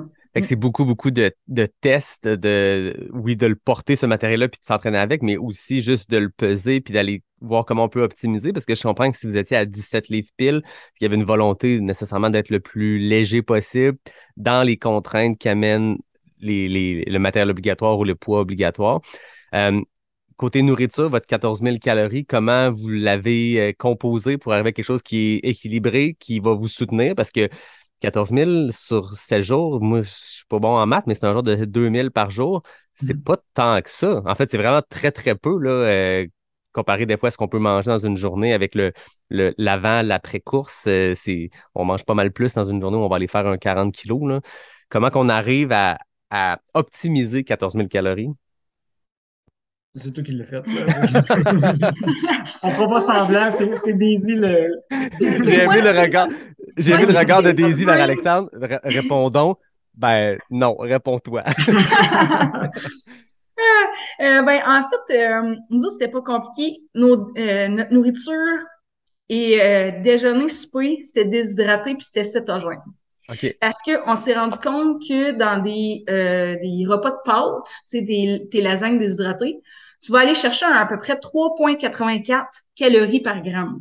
Puis dans du keto, tu vas aller chercher à peu près du 5,5 par gramme. Fait que OK. là, on était capable d'aller manger plus puis avoir plus de calories pour moins de poids. Fait qu'on a opté comme ça. Les déjeuners, on a fait une grosse erreur à ne pas faire à tous les auditeurs. Des omelettes à tous les matins, là, c'est épouvantable. Ah ouais. Fait que là, on était rendu qu'on mangeait notre broccoli ranch pour déjeuner, puis qu'on soupait avec nos omelettes parce qu'on n'était pas capable de manger ça pour déjeuner. Le cœur nous vide. C'était qu'est-ce qui fonctionnait pas là-dedans? Ben, manger des œufs avec du fromage à tous les matins, Ouais. on C'est la dirait que, répétition. ouais, on Ouais. dirait que ça te tente plus à un moment donné. Puis là, tu prenais pas tes cannes de thon à la nette, là? Non, non, c'est ça. On était très, très minimaliste. Fait que ça, c'était nos deux repas. Puis on s'était apporté un petit chose là, de café pour le matin. Puis sinon, dans la journée, on était très minimaliste. Et là, ça, c'est notre gros commanditaire, les Big Daddy. Pour tous ceux OK. qui connaissent pas les Big Daddy, là, tu sais, Vachon, c'est des gros Ah, OK. biscuits dégueux, là. Seulement 420 calories par biscuit. Tu sais, le genre de collation du travailleur, là. Ouais, ouais. Ben, nous autres, on mangeait 2 biscuits par jour. Fait que dans le fond, à chaque ravito qu'on passait, on mangeait un demi-biscuit. OK. C'était Fait ça votre que bouffe pour pour la journée, l'effort. OK. c'est OK, ça. oui, je sais de quoi vous parlez, les grosses galettes d'un dépanneur, C'est c'est une C'est espèce ça. de ça. gros biscuit, ouais, c'est ça, 400 calories, c'est un projet. Ouais, c'était en plein ça. Fait que là, on divisait ça comme ça. Puis mentalement, de dire, quand je vais arrêter, je vais pouvoir manger mon demi-biscuit. Ben là, c'était pas super parce que ça te remplit le ventre, tu sais. Ouais, Puis on se gardait pour la fin de journée, là, une mini bar Mars. Fait que ça, là, OK. c'était le petit kick de la journée. Mais c'était, tu sais, nous, on avait 2200 calories par jour OK. pour un point de livre. Fait que c'est Wow. très minimal, là. Ouais. Puis les étapes, tu sais, c'est 7 jours, je pense qu'il y a 6 étapes, il y a une journée de break là-dedans. Comment c'est divisé en termes de kilométrage par jour? Mais dans le fond, la première journée, c'est 50 kilomètres. Oh, ça, Après, ça part bien. oui, ben c'est vraiment en fait, on dirait pour te casser. Ouais. Il y a pas d'ombre, là, tu pars vraiment dans un terrain complètement dégagé. Donc, ensuite de ça, la deuxième journée, c'est 43. 43, 85 la troisième, une journée de pause. Après ça, c'est 40, me semble, les deux dernières. Puis la journée, la finale qui est à 12. 12, Ouais. excuse, ouais. OK. Tu finis un peu comme un marathon des sables, où il y a comme une journée, ben, je pense qu'elle compte pas dans la compétition, je me rappelle plus, mais c'est comme une espèce de journée bonus où le kilométrage est plus bas. C'est comme la cerise sur le Sunday, là. C'est ça. Exact. OK. Puis dans tout ça, comment ça s'est passé? Je veux dire, je vais pas vous passer chaque journée une à une parce que je veux dire, je suppose qu'après autant de jours, il y a un peu on mélange les souvenirs et tout, mais dans tout ça, y a-tu des gros bas individuellement ou ensemble, vous deux? Ouais, ben, mon gros bas, il est arrivé vraiment la première journée. OK. Parce qu'on l'a attaqué un peu comme un ultra normal. Fait on est parti avec un rythme qui était un peu plus rapide. Puis moi, quand j'arrive dans les ravitaux, généralement, si j'ai bu la moitié d'une gourde d'eau, ben, je remplis une moitié de gourde d'eau puis je pars. Euh, fait que, rendu au CP3, dans le fond, après 30 kilomètres, j'ai commencé à avoir un peu étourdissement, un peu mal de cœur. Euh, J'étais plus capable d'avaler à un certain point. La fois, ça me prenait tout le temps une gorgée d'eau, sinon ça passait pas. Puis quand je suis arrivé à la ligne d'arrivée, j'étais complètement défait. Puis petit détail, c'est qu'au dernier ravito, dans le fond, avant, tu vois le camp. Le camp est à 7 kilomètres, tu le vois au loin, puis tu te dis, ah, c'est juste à côté. C'est tellement loin. C'est comme un mirage qui s'éloigne à mesure que tu cours vers lui, là. C'est le désert, c'est ça. C'est le désert, puis tu fais du hors-piste à travers les cactus. Mhm. Fait que, tu sais, courir là-dedans, c'est un, difficile. Deux, t'es complètement mort parce que là, ça fait 8 heures que tu as le soleil qui te plombe dessus. Puis il faut que tu navigues à travers les cactus pour pas piler dessus parce que ça passe au travers des souliers.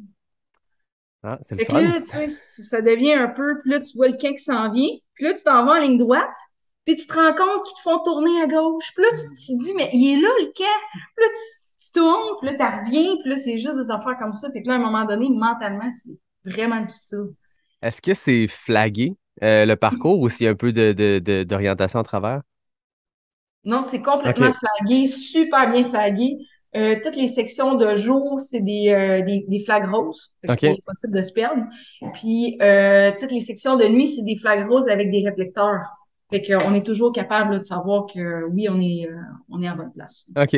Puis, il y a de quoi qu'on n'a pas parlé, peut-être que c'est moi qui ai mal compris, mais vous êtes en semi-autonomie, l'eau est fournie. Les camps, est-ce que vous devez traîner quoi que ce soit pour le camp ou c'est eux qui set up les petites tentes ou comment ça fonctionne, le camp qui se déplace sur le parcours linéaire?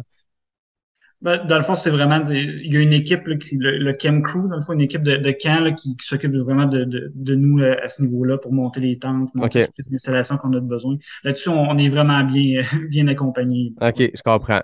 On Puis, a de l'eau chaude, puis même des toilettes portatives. oh, OK, quand même. Fait que ça, c'est le luxe du désert. Luxe, je sais pas si tout le monde serait d'accord, mais je comprends que des fois, dans des courses à étapes, il n'y a même pas ça. Donc, j'avoue, il y a un luxe. Je regardais les images, tu sais, j'étais allé sur le site puis je me suis perdu là-dessus. Il semble vraiment y avoir un petit côté, désolé pour ceux qui aiment pas le terme, j'avais pas encore trouvé l'équivalent français. Roots. Il semble avoir un côté très trail américaine. Tu sais, l'Arizona est un des endroits où il y a le plus d'ultra aux États-Unis. Puis ce type d'ultra-là avec la ligne de peinture à terre, puis une tape dans le dos, puis allez-y, allez vous amuser dans le bois ou dans le désert. Il n'y a pas la grosse structure que certaines grandes organisations ont. Puis il semblait avoir ce petit côté-là très roots, très authentique, très down to earth qu'il y a dans la trail américaine. Parlez-moi-en, comment vous l'avez vécu, vous, de l'intérieur, cette organisation-là? Ben, c'est sûr que tu sais, nous, on était 68 coureurs, tu sais, partout 68. international. Fait que c'est vraiment une course qui est pas beaucoup connue, puis les organisateurs sont vraiment, vraiment proches des participants. Mhm. Fait que, tu sais, c'est rare dans des courses que tu vas voir les organisateurs le matin, le soir, tu sais, ils sont vraiment sur le camp tout le temps avec toi. Puis, tu sais, juste un petit clin d'œil à ça, premier matin avant qu'on parte, ils ont mis l'hymne national américaine, puis il y avait vraiment un Américain avec le drapeau, tu sais. Ça fait que c'est vraiment très, très structuré, mais très, c'est roots, c'est vraiment, tu sens là, qu'il y a quelque chose de vraiment spécial par rapport à ça que tu vivras pas dans des événements de plus grosse envergure. OK.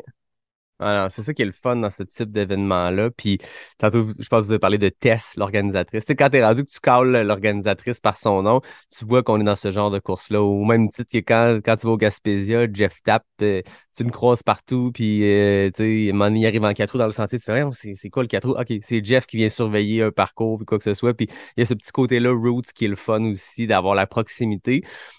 J'avoue qu'à 68 athlètes sur 7 jours, à la fin, je veux dire, ça doit être tous tes meilleurs amis, là. Et parlez-moi des connexions humaines. Je pense que vous avez couru avec deux filles aussi, puis qui m'avaient dit qu'il y a vraiment une connexion qui s'est créée. Oui, puis tu sais, dans ce genre d'événement-là aussi, peut-être juste avant qu'on saute là-dessus, il y a quelque chose, tu es tellement proche des gens que quand les gens abandonnent, tu as l'impression qu'il y a une partie de ton équipe qui est tombée au combat. Ah ouais. On avait vraiment l'impression au fur et à mesure des journées, parce que tu pars le matin avec ta tante, tu sais, le monde de ta tante, puis là, tu arrives le soir, puis là, il y a des gens qui sont pas là.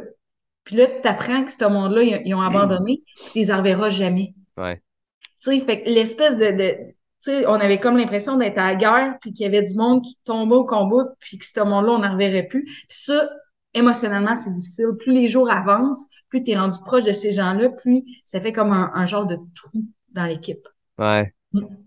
Mais j'avoue que ça devient complètement incompétitif, puis ça devient plus un sentiment de groupe, puis on avance tout le monde en groupe, puis vous deux, vous étiez un groupe à deux de le faire ensemble, mais après ça, à connaître le monde, je veux dire, c'est sûr que les liens se créent, fait que c'est d'autant plus triste ou difficile quand t'en vois tomber au combat. J'aime le parallèle, c'est intéressant.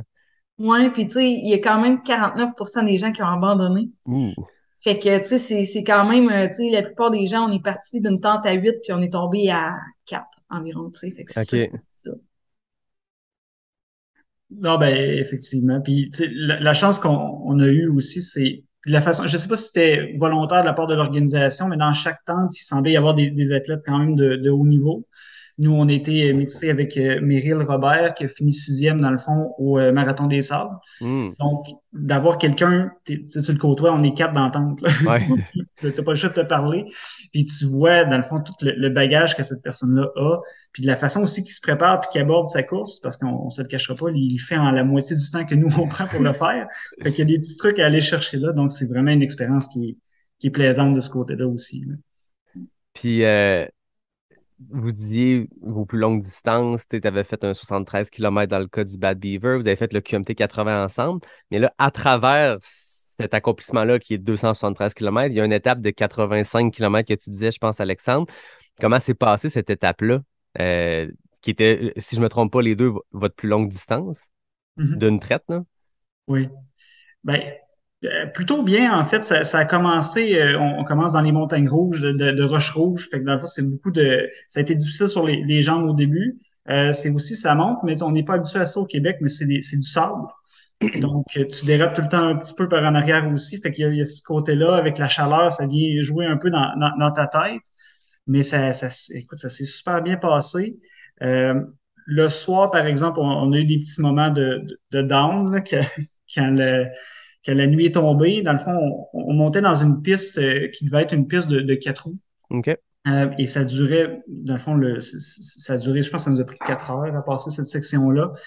Et tu vois les pistes s'entrecroisent, tu vois les drapeaux, donc tu suis les drapeaux, mais à un moment donné, j'avais l'impression qu'on tournait toujours à droite, puis la montagne se rapprochait pas où on était supposé aller. Fait que l'anxiété, la fatigue fait qu'à un moment donné, ça te joue dans la tête. Tu te dis, ben là, on est-tu en train de tourner en rond depuis? Puis on calculait notre pace, on était rendu à peu près à 2 km/h. On se dit, ça se peut quasiment pas. Fait qu'il y a eu un petit moment de... J'ai eu le droit à mon seul colleux et bisou de 7 jours. Je les ai eus cette nuit-là. Ah ouais? Alex était un petit peu anxieux. Fait que, mais après ça, ça s'est passé. Quand on est arrivé au CP, on s'est rendu compte que, tu sais, d'habitude, t'arrives, puis là, les gens crient, puis font du bruit, tout ça. Puis là, on arrivait, puis il n'y avait pas de bruit, mais c'est parce qu'on s'est rendu compte qu'il y avait des gens qui dormaient. Ah, OK, fait qu'il était Fait que plus là, on calme un l'a vu, peu. on était rendu là. Ouais. Ça nous a joué un petit peu dans la tête. Puis dans le fond, c'est quand on est arrivé à cette section-là qu'on a... il y avait deux filles qu'on s'entendait super bien, avec qui on n'arrêtait pas de, tu sais, se passer. Ouais. Ça faisait quand même 3 jours que, bon, tu sais, nous autres, on va en avant, OK, ils nous passent, on les repasse, tout ça. Puis là, on arrive, puis nous, on était dans un autre mindset que les autres coureurs cette fois-là, parce qu'il y a beaucoup de gens qui arrêtaient de dormir puis qui continuaient le lendemain. Nous, on s'est dit, ça fait 3 jours qu'on est à grosse chaleur puis au soleil. C'est pas vrai que demain, on passe la journée au soleil, parce qu'on pouvait continuer OK, fait que ta journée de 36 heures. pause permet de faire ton 85 km à un rythme différent, puis tu peux t'arrêter et continuer de jour. C'est Je ça. comprends. En fait, non, c'est qu'on avait un 7 heures pour atteindre le prochain CP. OK, OK. On pouvait prendre le temps si on voulait dormir. Mhm. Puis il avait vraiment installé des tentes, un feu, puis il nous parlait en chuchotant qu'on arrivait là. Donc, tout était fait vraiment pour te calmer, pour que Ouais. tu profites du moment. Puis nous, on s'est dit, c'est un piège. Oui. Parce on s'en allait attaquer, dans le fond, la section des dunes.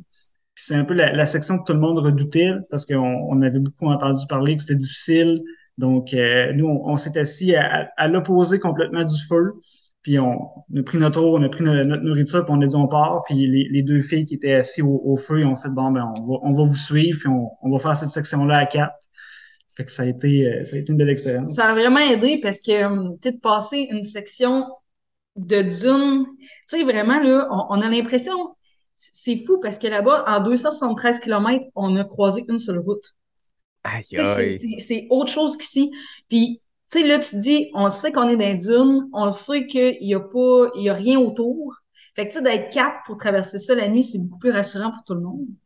Puis, de vivre ça ensemble, quand c'est complètement paisible, il y a aucun bruit à rondre, puis que tu regardes le ciel, je te dis, là, c'est le planétarium. J'ai jamais vu autant d'étoiles de ma vie, mais il y a pas de lumière. Fait que, tu sais, c'est incroyable, puis on est là, puis tu sais, là, il y a une personne en avant, puis on marche dans ses pas, puis on s'entraide, puis on s'encourage, puis tu sais, on est là, OK, go, on lâche pas, puis tout. De vivre ça, ce moment-là, quand t'es complètement fatigué, ça unit super vite les gens. Ouais. Puis dans le fond, nous, on a continué, puis au prochain CP, il y a une fille qui a décidé de rester là dormir, puis il y en a une autre, une des Ellison, qui a continué avec nous autres jusqu'au matin. Puis cette fille-là, on est tellement rendu proche avec, c'est complètement fou, tu sais. Tellement que même là, elle avait dit, hey, je vais aller faire le QMT avec vous autres, 110 l'année prochaine. Puis même, on est en train de monter une équipe de coureurs qui étaient dans notre vitesse, avec OK. lesquels on passait tout le temps au CP et tout ça, qui s'en viennent avec nous autres courir le 110 km parce que le monde est comme, hey, on veut revivre cette énergie-là de gang qu'on a vécue, on Ah, veut c'est la malade. vivre une autre fois. C'est complètement fou. Mais ça, je sais pas lequel de vous deux l'a dit, mais on tombe vite dans les confidences, puis les relations se développent à une vitesse beaucoup plus rapide. Je n'ai parlé la semaine passée avec Marie de ce côté-là, de quand il y a une vulnérabilité, quand on est un peu plus à fleur de peau, parce que physiquement, mentalement, on est un peu plus atteint, un peu plus magané, on dirait qu'on tombe plus vite dans les confidences. Puis nécessairement, tu tombes aussi dans une aise avec les autres qui est beaucoup plus grande quand tu es dans une course comme ça. Il n'y a plus l'espèce de masque social qu'on a, qu'on le veuille ou non. Tu sais, quand tu croises quelqu'un, un collègue dans la vie, une nouvelle personne que tu rencontres au boulot, on a tout un peu une retenue, une gêne, ou en tout cas, il y a un masque social. C'est pas négatif. Je pense que c'est juste les règles de la société font qu'on est de même. Quand on est dans le bois, quand on est dans le désert, quand on est en train de faire une affaire physique et mentale qui est difficile, toutes ces affaires-là n'existent plus. Tu sais, un peu comme des fois, puis le parallèle, encore là, c'est ma journée des parallèles boiteux. Je pense que, tu sais, des fois, l'alcool, les gens vont dire que ça l'enlève un masque social, une gêne et quelque chose, mais à un autre niveau, sans prendre une seule goutte de quoi que ce soit, le trail, les longs efforts amènent aussi ça, font tomber cette gêne-là. À un moment donné, je raconte tout le temps mon histoire du glide, puis tu te glides l'entrejambe devant quelqu'un que ça fait 10 minutes que tu connais. Tu peux pas faire ça dans le Vieux-Québec en prenant ta marche, là, je vous rassure, ça se peut que la police débarque. Mais entre elles, en sentier, on est tous dans le même bateau. Fait que je trouve ça le fun de voir que vous avez eu ces connexions humaines-là, mais que ça fait des petits. Je veux dire, là, vous allez avoir une gang pour le QMT. Écoute, Jean Fortier, le QMT, il vous en doit une, là, vous amenez du monde faire la course, ça arrive, ils viennent de où ces filles-là, Alison? Les Ellison, il y en a une qui vient de Tampa Bay et l'autre de Colorado. On a Wow. une amie qui vient de Vancouver. On a deux amis qui viennent de Toronto. On est en train d'essayer de convaincre un gars d'Hong Kong. Oh, On a wow. deux autres amis là, qui viennent des États-Unis qui vont être avec le groupe. Là. Fait Hey, que c'est belle quand gang pour même le malade. Là. QMT. Mm. C'est vraiment fou. Puis, tu sais, quand tu disais de connexion que, tu sais, quand t'es fatigué, veux pas, on devient tout à fleur de peau. Mhm. Puis les gens, on dirait que, tu sais, on arrive là avec une coquille. Puis il Ouais. y, a des gens qui ont plus de layers de coquilles, tu sais. Puis là, au fur et à mesure, les jours, ils les enlèvent. Puis même, il y a quelqu'un dans notre tente que, tu sais, ce gars-là, il nous disait des choses à nous autres qu'il dit pas à ses propres enfants. Puis là, il était comme, tu sais, vous allez voir mes enfants samedi, mais dites-leur pas, tu sais. Ah, Ah ouais. je veux pas que mes enfants me voient fatigués. Je veux pas il voulait pas se montrer comme faible devant ses enfants, tu sais, de montrer que lui, il avait vécu de quoi de gros. Mais avec nous autres, ah, il y en avait pas de problème. Tu sais, on dirait qu'on vient tellement proche que c'est rendu tes amis, là, tu es capable de tout se dire, puis oui, tu peux être à moitié allié devant eux autres, puis ça te dérange pas, tu sais, tu fais partie de la même famille, là. Ouais, c'est ça. C'est vraiment spécial. Mm. Vous m'avez raconté, Alexandre t'a conté un gros creux la première journée, mais je suppose que le retour du balancier, vous avez dû avoir des gros highs, comme le planétarium pendant la nuit du 85 km, mais y a-t-il d'autres moments qui vous viennent en tête, des moments de grande extase ou du gros positivisme pendant cette course-là? Ben, à la fin les 5 derniers kilomètres, je dirais du 85, ou avec Allison, justement, on s'est dit, on est arrivé au dernier CP, puis on s'est dit, bon, là, on clenche, puis on s'en va au camp. Puis je me suis surpris, tu sais, on devait marcher à peu près à 3 km heure là, depuis un certain temps. Puis on est parti comme des balles. On a été capable d'accélérer, puis je me dis, c'est fou, ça fait 24 heures d'efforts qu'on fait continu, puis là, on est capable de pousser à ce point-là. Après ça, il y a plus de portes qui sont fermées. Tu te dis, on est capable de tellement plus que ce qu'on pense fondamentalement qu'on est capable. Fait que Ah ça, ouais. c'est un gros high pour moi de découvrir ça. Puis quelques heures après, on a eu la chance d'avoir un Coke froid. Fait que Wow. ça, tout le monde l'attendait, tout le monde était comme, ah, je vais juste avoir mon Coke. Mais ouais, c'est des petits plaisirs comme ça que tu te dis, garde, ça a valu la peine de passer au travers de ça. Puis tu sais, tu regardes ça, puis c'est disproportionnel, là, faire 85 km puis avoir un Coke, tu sais, voyons donc. Mais tu sais, quand t'es dans le désert, tu te dis, waouh, c'est fou, là. Ou juste de pouvoir se laver un peu après une grosse journée d'effort, ça, Ouais. tu sais, parce que on n'a pas parlé, mais de l'inconfort dans le désert, là, c'est quelque chose. Puis souvent, on pense, tu sais, on pense au fait que, on va mal dormir, tu sais, ça va être difficile, on va manger tout le temps la même affaire. Mais la vérité, là, ce qui est vraiment difficile, c'est de pas se laver. Ah, c'est Alex, il y a une clair. petite anecdote là-dessus. Ouais, ben, tu sais, on s'était beaucoup préparé à la chaleur, puis tu sais, mentalement, de la visualisation sur ça va être difficile, on va pousser.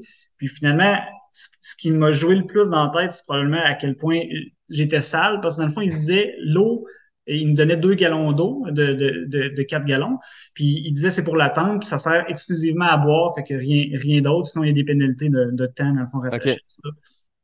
Fait que dans le fond, ben, tu te laves pas. Puis là, à un moment donné, un soir, je me suis couché, j'ai assommé, je me suis réveillé peut-être 2 heures après.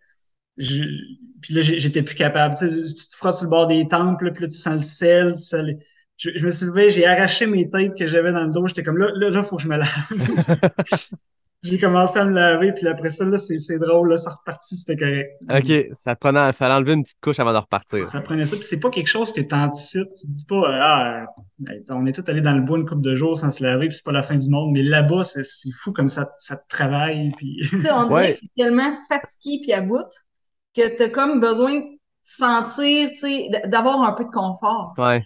Puis là, tu vas trouver ça dans qu'est-ce que tu peux avoir, puis juste d'être un petit peu plus propre, ben, il me semble que Ouais, enlever une ça petite donne couche ou bien. boire un coke froid deviennent des grandes révélations, alors que au quotidien, c'est banal. C'est comme, je vous écoute, ça me fait penser, tu sais, le film Seul au monde avec Tom Hanks, là. Puis, tu sais, il passe des années sur une île déserte, puis il revient à la société, puis là, il y a un briquet, puis il est là, hey, le feu, c'est facile. Puis il voit une crevette dans un buffet, puis il est abasourdi de à quel point c'est facile, puis c'est à un autre niveau, mais des fois, en trail, il y a ça, tu sais, puis je suppose que c'est encore pire dans du multijour, mais quand on retrouve les petits bonheurs tout simples d'un coke dans un ravito, quand ça devient ton saint Graal, puis la plus belle chose de ta journée, c'est qu'on est à la base, puis on retombe dans comment dire, les bases de l'humanité qu'il faut boire, manger. Fait qu'on dirait qu'on est dans un monde parallèle où ça devient juste ça les objectifs, puis où une petite affaire devient une grande affaire, justement. Puis c'est drôle quand on retombe au quotidien après ça, puis tu te dis, OK, il y a 2 jours quand j'étais dans le bois, puis la rivière, c'était la plus grande révélation de pouvoir me mettre les mains dedans, puis de m'abreuver ou de m'en mettre dans le dos. C'était ça la plus belle chose au monde. Tu arrives chez vous, tu pars la douche ou peu importe, tu te dis, hey, ça, c'est vraiment un luxe. La Ouais, première douche a dû faire du bien, Alexandre. La première vraie douche. ah oui, oui, non, vrai. C'est on autre en a chose. profité en masse. Ouais, ouais. Mais tu sais, c'est fou parce que, tu sais, dans un ultra, tu vis chaque minute. Puis je me souviens pas c'est qui a dit ça, mais elle disait, moi, je cours parce que ça donne comme du temps à ma vie. Tu sais, tellement l'impression que c'est long, que ça finit plus, puis t'es dedans, que là, c'était ça, genre fois 1000. Ouais. Tu sais, on dirait que le temps finit pas. On dirait qu'une journée, c'est 3 jours. Tu sais, moi, j'avais l'impression d'avoir pris 3 semaines de vacances parce que, tu sais, à un moment donné, après la troisième journée, là, c'était fou. On savait plus on était où. On savait plus on faisait quoi. Je savais même plus que j'avais une job dans la vie. Je savais plus que j'avais une maison. Tu sais, on avait décroché, là. Tu sais, nous autres, notre réalité, c'est on est là, on avance, on mange, on dort, voici. Tu sais, il y a plus rien d'autre qui existe. Puis, t'as des nouvelles de l'extérieur, mais tu te souviens même plus que ça existe, tu sais. Ouais. C'est fou. Mentalement, là, genre, c'est la meilleure affaire que j'aurais pu faire, là. C'est cliquer sur le piton reset, là. C'est fou, raide. Fait que dans la vie, si vous trouvez que vous n'avez pas assez de vacances, au lieu de pouvoir prendre 5 semaines de vacances parce que vous ne l'avez pas, puis votre employeur ne vous donne pas ça, prenez 2 semaines, mais faites un ultra en plusieurs étapes. Vous allez avoir l'impression de faire un reset de 5 semaines. C'est ça que je comprends. C'est ça, puis quand tu reviens, t'es tellement content de recommencer à travailler, là, tu te dis, enfin, je vais pouvoir relaxer. Fait que ça change ta perspective. Ah oui. Puis là, dernière journée, je comprends que chaque jour, il y avait une ligne d'arrivée. C'est un petit accomplissement à chaque fois, mais tu sais que le lendemain, il y a d'autres choses qui arrivent. Quand vous êtes arrivé au bout de ça, c'est un effort de 7 jours, c'est immense. Daisy, c'est un rêve de 7 ans qui se complétait.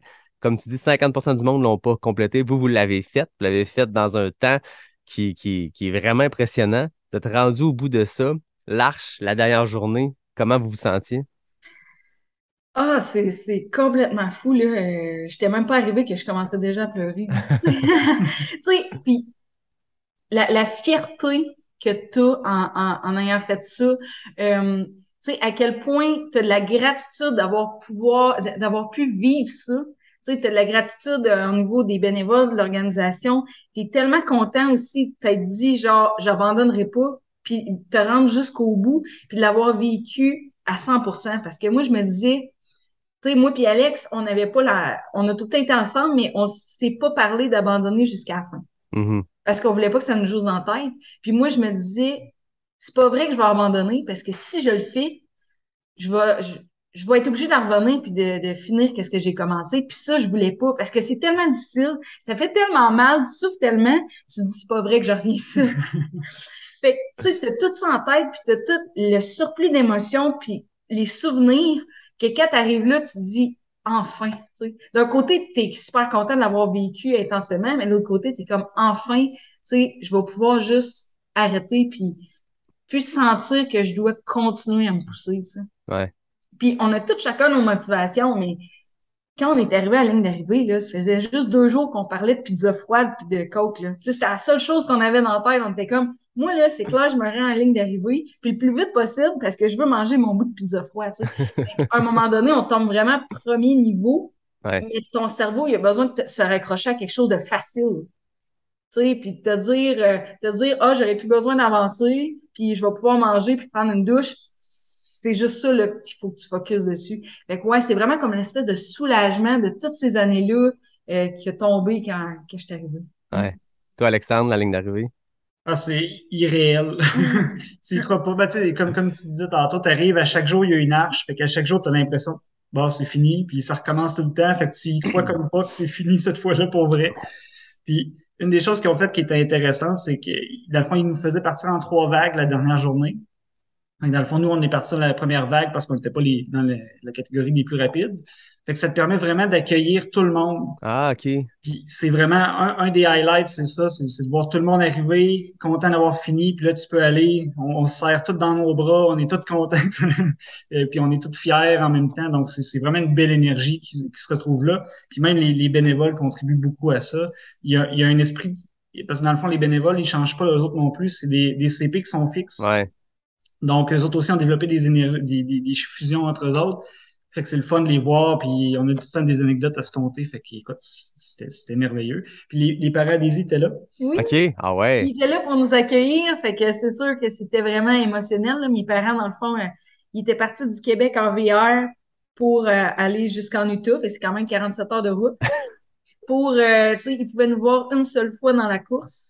Fait que, tu sais, ils ont attendu de 10 heures le matin à 6 heures le soir pour nous voir passer 15 minutes. La seule route dont tu parlais qui était la seule que vous croisiez sur 273 km, là? C'était en plein ça, fait qu'ils nous avaient vus là, puis dans le fond, ils venaient nous chercher à l'arrivée, puis juste de savoir que t'as des gens qui pensent à toi, tu sais, qui sont là, puis qui ils te supportent mentalement là-dedans, ça fait vraiment du bien, tu sais, puis de pouvoir partager la fierté puis tout ça ensemble, c'est tout, tu sais. C'est vraiment spécial, puis tu sais, vu que nous, on pouvait accueillir tout le monde, ben tu sais, même le gagnant, on était là pour l'accueillir. Puis tu sais, lui, il disait, moi, je suis tellement content d'être comme dans les derniers arrivés. Ouais. Il dit, j'ai jamais eu personne pour m'accueillir. Oui, c'est ça. Tu sais, fait que là, il est comme accueilli en vainqueur, tu sais, puis nous autres, on est arrivés les quatrièmes. Fait que, tu sais, on arrivait, puis le monde était comme, wouh!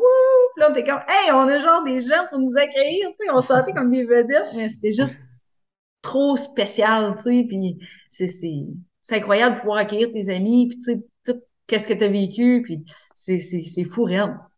Puis l'organisation est vraiment incroyable, parce que comme Alex il disait, tu sais, les bénévoles qui sont là, il y en a beaucoup que c'est des bénévoles qui sont là depuis 2, 3 ans, puis qui reviennent à chaque année pour vivre ça. Ils payent eux autres même leur billet d'avion puis ils prennent une semaine de vacances pour être là pour les coureurs, tu sais. Ah, à quel point ces gens-là, ils ont un cœur gros comme la terre, là, c'est fou raide, là. Tu sais, ils sont là pour toi, puis tu sais, te supporter, puis juste s'assurer que tu sois capable de te rendre au bout, puis c'est fou. Ouais. Ah, vous semblez avoir vécu une expérience exceptionnelle, puis vous la partagez vraiment bien. Ça donne le goût. On se sent comme si on était là, mais ça donne le goût. J'ai l'impression qu'il y a du monde qui écoute, qui viennent comme de rajouter sur leur bucket list. Oh, Grand to Grand, c'est là, c'est écrit, je viens de la rajouter. Ouais. Puis, moi, là, je focusais tellement juste sur une affaire, là. Tu sais, notre boucle de ceinture. Malade. Ouais. Ah, wow. On était juste comme, faut l'avoir. Tu sais, ça fait 7 jours on est là pour avoir ça. Tu sais, c'était fou, là. C'est des petites choses, mais mon père, il dit, hey, t'aurais pu aller t'en acheter une chez Dollarama. Ouais, mais ça aurait pas été Ah, pareil. mais pas, c'est toute la valeur que ça a. Puis c'est pareil, je me rappelle, il y a une page, tu sais, de gags, de memes sur les ultras, puis c'est une conversation entre quelqu'un qui connaît rien aux ultras, puis quelqu'un qui fait des 100 000, puis c'est comme, ah ouais, ok, tu fais ça te donne quoi? T'es payé des milliers de dollars? Non, non, ça donne rien, je paye pour être là. OK, et c'est quoi qui te donne à la fin? C'est un voyage? Tu gagnes une voiture? Non, je gagne une boucle de ceinture. Ah, OK. Puis, mais c'est absurde, mais ça ne l'est pas quand tu le fais. Puis c'est juste ce que ça représente. C'est comme la médaille, c'est un bout de bois, de métal, c'est rien, mais c'est ce que ça représente. Puis moi, j'aime encore plus. Les boucles de ceinture, il y a de quoi de spécial parce que c'est très, très l'américaine. Ça a une valeur sentimentale, ce bout de métal-là, mais ton dossard aussi. Moi, je garde le dossard, puis tu dis, lui, il y a véhicule, tu sais, il y a de la boîte, il y a du sang, il y a de tout là-dessus, puis il y a une valeur de ça, mais faut le vivre pour le comprendre, puis c'est juste ce que ça représente, c'est pas l'élément lui-même. Tu sais, si vous autres, la boucle de ceinture, vous l'avez dans vos mains, elle représente ces 7 jours-là, ces 7 ans de préparation-là, ça représente les connexions que vous avez eues, les amitiés que vous avez créées, fait que c'est beau à entendre. Mais là, moi, ma question, c'est, après 7 ans à penser à ça, puis à avoir ton bout de papier, ton autographe dans ton bureau, à regarder ça, après 7 jours à suer, à compléter ça, c'est quoi la prochaine étape? C'est quoi le prochain dépassement? Parce que là, on parlait de dépasser les limites puis de trouver des choses qui nous font peur. C'est quoi la prochaine affaire? Est-ce que vous avez une prochaine affaire? Ouais, ben là, je pense qu'on est rendu à faire le tard. Ah! Oh, wow! On cherchait une course qui allait nous faire peur, puis qui allait être un défi, puis on s'est dit, écoute, on l'essaye. Le tort des géants. Ouais. Nous, tu sais, pour les gens qui écoutent, nous autres, on est vraiment des laid pack. OK, tu sais, dans les courses au Québec, on se bat toujours contre les cut-offs. Tu sais, pour nous, les cut-offs, c'est plus stressant que peu importe quoi d'autre. Ouais. Puis, on s'est rendu compte que, tu sais, notre grosse force, c'est oui, le hiking, puis oui, être capable d'avancer à 5-6 km/h avec un gros sac sur le dos, on n'a pas de problème. Fait que d'aller s'attaquer à quelque chose comme le Thor, ben, pour nous, ça fait du sens. Mhm. Oui, c'est gros, oui, c'est long, oui, il y a du dénivelé, mais physiquement puis mentalement, on est capable de passer au travers. Fait que, tu sais, c'est d'avoir la préparation pour ça, mais on a regardé d'autres courses par étapes, puis quand on est tombé sur le tort, les deux, on s'est regardé puis on a dit, OK, c'est malade mental, mais OK, oui, tu sais, on a le goût de s'investir dans cette aventure-là. Ouais, j'ai l'impression qu'il y a une place spéciale dans le cœur des athlètes québécois pour le tort, parce qu'il y en a beaucoup dans les dernières années. On a vu plusieurs personnes. Tu sais, tu remontes à il y a quelques années, il y avait quelques Québécois qui s'étaient attaqués à ça. Puis les dernières années, ça l'a vraiment monté en popularité. Je pense pour plein de raisons. Une Martine Marois, qui est une athlète québécoise qui a inspiré beaucoup, beaucoup de monde, mais qui, nécessairement à travers son histoire, a donné de la visibilité à cette course-là qui est exceptionnelle. Puis Martine, elle en parle bien ouvertement. C'était une fille qui auparavant était du late pack, comme tu le dis, quelqu'un qui se battait avec les cut-offs, puis qui est allé accomplir quelque chose d'exceptionnel sur le tard. C'est une histoire qui est magnifique parce que c'est plusieurs tentatives et tout ça. Puis après ça, il y en a plein d'autres qui ont suivi, mais je pense que vous n'aurez pas de misère à trouver des Québécois, des Québécoises qui vont pouvoir vous partager leurs trucs par rapport au tard, mais ça va être intéressant à vous suivre. Est-ce que vous avez un horizon de temps, une fenêtre de temps qui est prévue pour vous rendre jusque-là? Si on est pigé l'année prochaine. Ah ouais, OK. Ah ouais, vraiment. All in dès maintenant, All là. in. All in. Puis, si on n'est pas pigé, ben, ça sera l'année d'après. Mais, tu sais, on se dit, quand c'est bon pour toi, puis quand t'es rendu là, les portes s'ouvrent. Ouais. Tu sais, nous autres, on part avec la prémisse de on s'en va là, puis on s'entraîne pour ça. Puis si c'est pas cette année parce que ça marche pas, ça sera une autre année. Mais tu sais, il faut juste avoir la préparation, avoir le focus, puis tu sais, de s'en aller vers ça. Puis je pense que c'est ça qu'il faut pour continuer à nous motiver puis nous inspirer à avancer, parce que sinon, c'est facile de faire comme bon, j'ai fait ce que j'avais à faire, maintenant je fais du divin, mais c'est pas ça. Non. Mm. Ah, ben écoute, c'est ambitieux comme projet, mais je pense qu'après le Grand to Grand, après la montée en puissance que vous avez eue dans les dernières années, ça a du sens. Puis si ça vous fait peur, c'est la bonne chose. Vous semblez vous nourrir de ça. Fait que on va vous suivre là-dedans. Ça va être beau de vous voir soit 2023, soit 2024, peu importe quand ce sera. On va vous suivre. Puis vous me rappellerez, la porte de Pas sortie du bois sera ouverte pour venir en jaser post-tard. Parfait, parce que comme on dit tout le temps, nous autres, des vacances qu'on n'a pas peur de mourir, c'est pas des vraies vacances. J'adore. Citation du jour. Puis, juste une petite chose, là, moi, je vais me faire porte-parole de tous les auditeurs.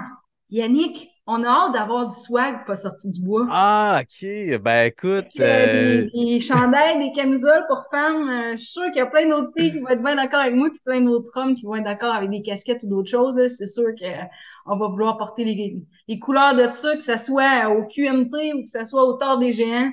On va vouloir avoir du swag. ben écoute, ça fait longtemps que je l'ai en tête, puis des fois, c'est un facteur temps. Juste de réussir à sortir un épisode chaque semaine, c'est tough côté temps. Fait que j'ai des projets comme ça parallèles dans le fond de ma tête. OK, un jour du swag, mais là, je pense que tu me mets la pression qu'il faut. Puis j'apprends avec le temps à quel point il y a une communauté autour du podcast, des gens qui le suivent. Écoute, la semaine passée, je lançais un concours pour des places, puis je demandais aux gens de me chanter Marco Barbecue, qui est un jingle que ma blonde a inventé en l'honneur d'un de nos amis que je me suis chanté pendant mon Broma Ultra puis que j'ai partagé aux auditeurs. J'ai reçu une trentaine de vocales de gens qui me chantent Marco Barbecue. J'ai fait, OK, il y a de quoi qui se passe. Et quand j'ai 30 crinqués qui veulent venir à un enregistrement à Québec le 20 novembre puis qui sont prêts à m'envoyer un vocal, il y a de quoi. Fait que je lance un appel à tous. Je veux faire du swag, pas sortir du bois. J'ai pas les ressources. J'ai pas, je veux dire, j'ai pas les ressources. J'ai pas de contact autre que des compagnies avec qui je fais affaire dans la vie pour la job, mais j'ai pas de contact quelque part d'une compagnie qui serait prêt à faire un deal. Parce que moi, si je fais du swag, c'est pas pour le vendre à un prix de fou, c'est pour rendre de quoi d'accessible. Fait que, écrivez-moi si vous avez des contacts là-dedans, s'il y a une compagnie qui a le goût de collaborer puis qu'on fasse un partenariat gagnant-gagnant. Mais merci, Milena, de me mettre la pression. On va faire du swag pas sorti du bois dans la prochaine année, Horizon 2023. Excellent, ça fait notre affaire. Avant qu'on se laisse, moi, j'ai toujours les questions éclair-nac. Là, quand je reçois un couple, quand je reçois deux invités, on fait ça différemment. C'est pas une compétition de vitesse, c'est pas une compétition de FKT. C'est une compétition pour voir votre complicité. Donc, j'ai des questions, puis la réponse va soit être Daisy, soit Alexandre. Donc, Alexandre, je vais te demander d'aller prendre une petite marche, d'aller chercher un refil de café, je ne sais pas. Faut pas que tu entendes. Je vais poser les questions à toi, Daisy. Puis, Mais oui, faut que je te dise, je suis déçue, là. Je m'étais préparée pendant longtemps, tu sais. pour avoir des réponses. Trail, monter la montagne, Ben QMT. écoute, suite à votre tort, on aura déjà fait les questions de éclair en mode coupe, fait qu'on va les faire en mode compétition la prochaine fois. Fait que tu me dis quand tu es prête, puis je vais me prendre des notes aussi. Puis après ça, on va voir si vous avez les mêmes réponses euh, au terme des réponses d'Alexandre. Donc, premièrement, Parfait. qui court le plus? Moi. Qui est le plus maladroit? Moi. Qui a le plus de paires d'espadrilles? Moi. Qui aime le plus les montées entre elles? Alex. Qui aime le plus les descentes? Alex. Qui mange le plus de barnac? Alex. Qui se laisse le plus traîner? Oh, Alex. Qui chante le plus mal? Moi. Qui trouve encore du sable dans ses affaires? Alex.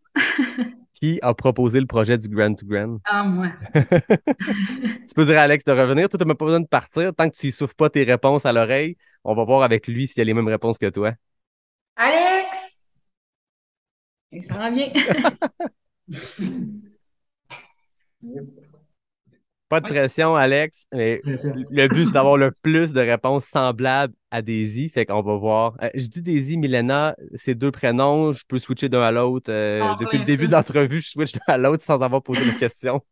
Puis là, Alex, il faut que tu fasses honneur à nos 3 ans de mariage. Là. Ouais. Si on n'a pas au moins 60%, là. Note de passage, c'est l'objectif. Ouais.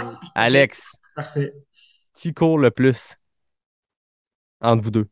Daisy. Qui est le plus maladroit? Ah, Daisy. Qui a le plus de paires d'espadrilles? Ah, Daisy. Qui aime le plus les montées entre elles? Ah, je pense que c'est moi. Qui aime le plus les descentes? Je pense que c'est moi. Qui mange le plus de barnac? Daisy. Qui se laisse le plus traîner? Ah, c'est moi. Qui chante le plus mal? Je vais dire moi. Qui trouve encore du sable dans ses affaires? Ah, Daisy. Qui a proposé le projet du Grand to Grand? Daisy. Ah ben, vous avez plus que la note de passage. Vous avez 7 réponses sur 10. Très, Yes. très fort. Félicitations. Écoute, là où ça s'est joué, parce que ça a commencé fort, les 5 premiers, vous étiez à 100%. Qui mange le plus de barnac? Vous avez chacun répondu l'autre. Qui chante le plus mal? vous êtes allés. C'est la réponse où souvent les gens veulent pas choquer l'autre, c'est qu'on va chacun répondre soi-même. Fait que Mais c'est parce qu'Alex, il chante pas. Ouais, c'est ça. Peut-être parce qu'il chante mal, peut-être que c'est ça, mais bref, hey, 7 sur 10, c'est très fort, c'est pas la note de passage, c'est mieux, donc félicitations. Merci beaucoup à vous deux. Mais merci à toi, Yannick. Merci de nous avoir accueillis puis de pouvoir nous permettre de partager l'incroyable expérience avec d'autres auditeurs en espérant que ça va inspirer des gens à faire ce genre de courses par étapes-là qui peuvent vraiment changer une vie. Ouais. Course par étapes ou juste, je trouve qu'il y avait beaucoup de belles leçons qui s'appliquent à peu importe les objectifs dans ce que vous avez raconté. Trouver des choses qui, pas obligé de vous faire peur. Là, on est à l'approche de l'Halloween, pas obligé de faire un saut quand vous pensez à votre prochain objectif, mais juste trouver quelque chose qui vous challenge, qui vous donne le goût de surpasser vos limites ou dans tout cas de les dépasser. Puis c'est ça, je pense qu'il y a de quoi de le fun dans trouver un projet qui nous fait un petit peu peur. Quand tu y penses, tu te dis, je vais-tu réussir? Ça permet de se dépasser à l'entraînement puis de justement vouloir pousser toujours plus loin. Puis tu sais, quand il fait froid le matin puis il faut sortir faire une longue séance, une séance d'intervalle ou quelque chose qui est tough, d'avoir en tête que si je le fais pas, je serai pas prêt. C'est ça qui motive parce que c'est pas vrai qu'on est motivé 7 jours sur 7 tout le temps. T'sais. Non, effectivement, puis quand on se prépare pour des gros objectifs sur un long horizon de temps, tu sais, première année quand je courais l'hiver à -20, me dire, il faut que je fasse ça pour faire un 20 km, tout ça, c'était pas motivant, mais me dire, mon gros objectif, c'est de me rendre au Grand to Grand. Ben oui, j'étais prête à me lever à 5 heures du matin pour sortir à -20 dehors. Tu sais, parce que tu dis, c'est tellement quelque chose de gros que c'est à force de mettre une petite pierre avec ça qu'on finit par se rendre là. C'est pas en se poussant pendant un an ou 6 mois, tout ça, c'est du long terme. Ouais. Avant qu'on se laisse, j'ai encore toujours un enregistrement prévu le dimanche 20 novembre au Noctem à Québec. Puis chaque épisode, je fais un petit concours. Puis là, les gens sont craqués parce que le concours du Marco Barbecue, moi, c'était les 2 premières personnes qui m'envoyaient leur jingle. Ben, ça s'est envoyé à 1h et 2h du matin, respectivement, nos 2 gagnants. Fait que le monde n'attend plus juste de se lever le matin puis de l'écouter le mercredi. Il t'offre tard en soirée pour l'écouter. Fait que là, il faut que je trouve une façon d'avoir un concours où c'est pas que la vitesse, ou en tout cas, on peut pas juste partir l'épisode puis le mettre le dernier 5 minutes puis là, trouver la question puis avant d'écouter l'épisode, juste répondre le plus rapidement possible. Fait que je prends la balle au bon. Daisy, tu m'as proposé du swag. J'aimerais ça que si quelqu'un a un contact quelque part, puis un contact concret, là, quelqu'un qui va pouvoir me faire avancer ce projet-là puis dire, OK, on a une entreprise québécoise idéalement. En fait, pas idéalement, ça va être ma contrainte. Je veux une entreprise québécoise pour faire du swag d'un podcast québécois. S'il y a quelqu'un qui a un bon contact, non seulement je vais t'inviter le 20 novembre, mais en plus, on va pouvoir collaborer ensemble pour créer des produits, que ce soit une tuque, une casquette, une camisole, ce qu'on trouvera. Donc, si vous avez un contact, écrivez-moi. Puis, en plus de produire du swag, vous allez gagner vos places pour le 20 novembre, l'enregistrement devant le public. Fait que je lance ça comme ça. C'est plus un concours de vitesse. Fait que restez réveillé à minuit pour écouter le premier épisode du mercredi en premier. C'est plus la contrainte pour réussir à gagner ses places. Là, on l'a fait en masse. On veut du concret. Tu m'as mis une pression. Moi, j'étais un gars de compétition. Là, tu m'as mis une pression. Je vais faire OK, parfait. Il faut que je réponde à Daisy puis peut-être aux autres personnes qui aimeraient avoir du swag, pas sortir du bois. Donc, merci à vous deux. Ça a été un très, très grand plaisir. Vous êtes un coup de cœur pour moi. Ça a été une découverte en vous jasant puis en apprenant à vous connaître à travers cet accomplissement-là que vous avez fait. Vous donnez le goût à bien du monde de se dépasser. Vous donnez le goût à bien du monde de faire des courses par étapes. Fait que merci à vous deux. Merci à toi, Yannick. Comme d'habitude, je termine en remerciant Capic 1, le partenaire caféiné du matin. Merci Ray, merci François pour ce magnifique café ce matin. Merci à NAC, qui est le partenaire officiel, le principal de Pas sorti du bois depuis le début. Et aussi merci à Noctem. La bière, ça sera pour plus tard, mais ça reste un partenaire important pour moi. Donc merci à tout le monde, puis aux auditeurs. Je vous dis à la semaine prochaine pour un prochain épisode de Pas sorti du bois, le podcast 100% trail.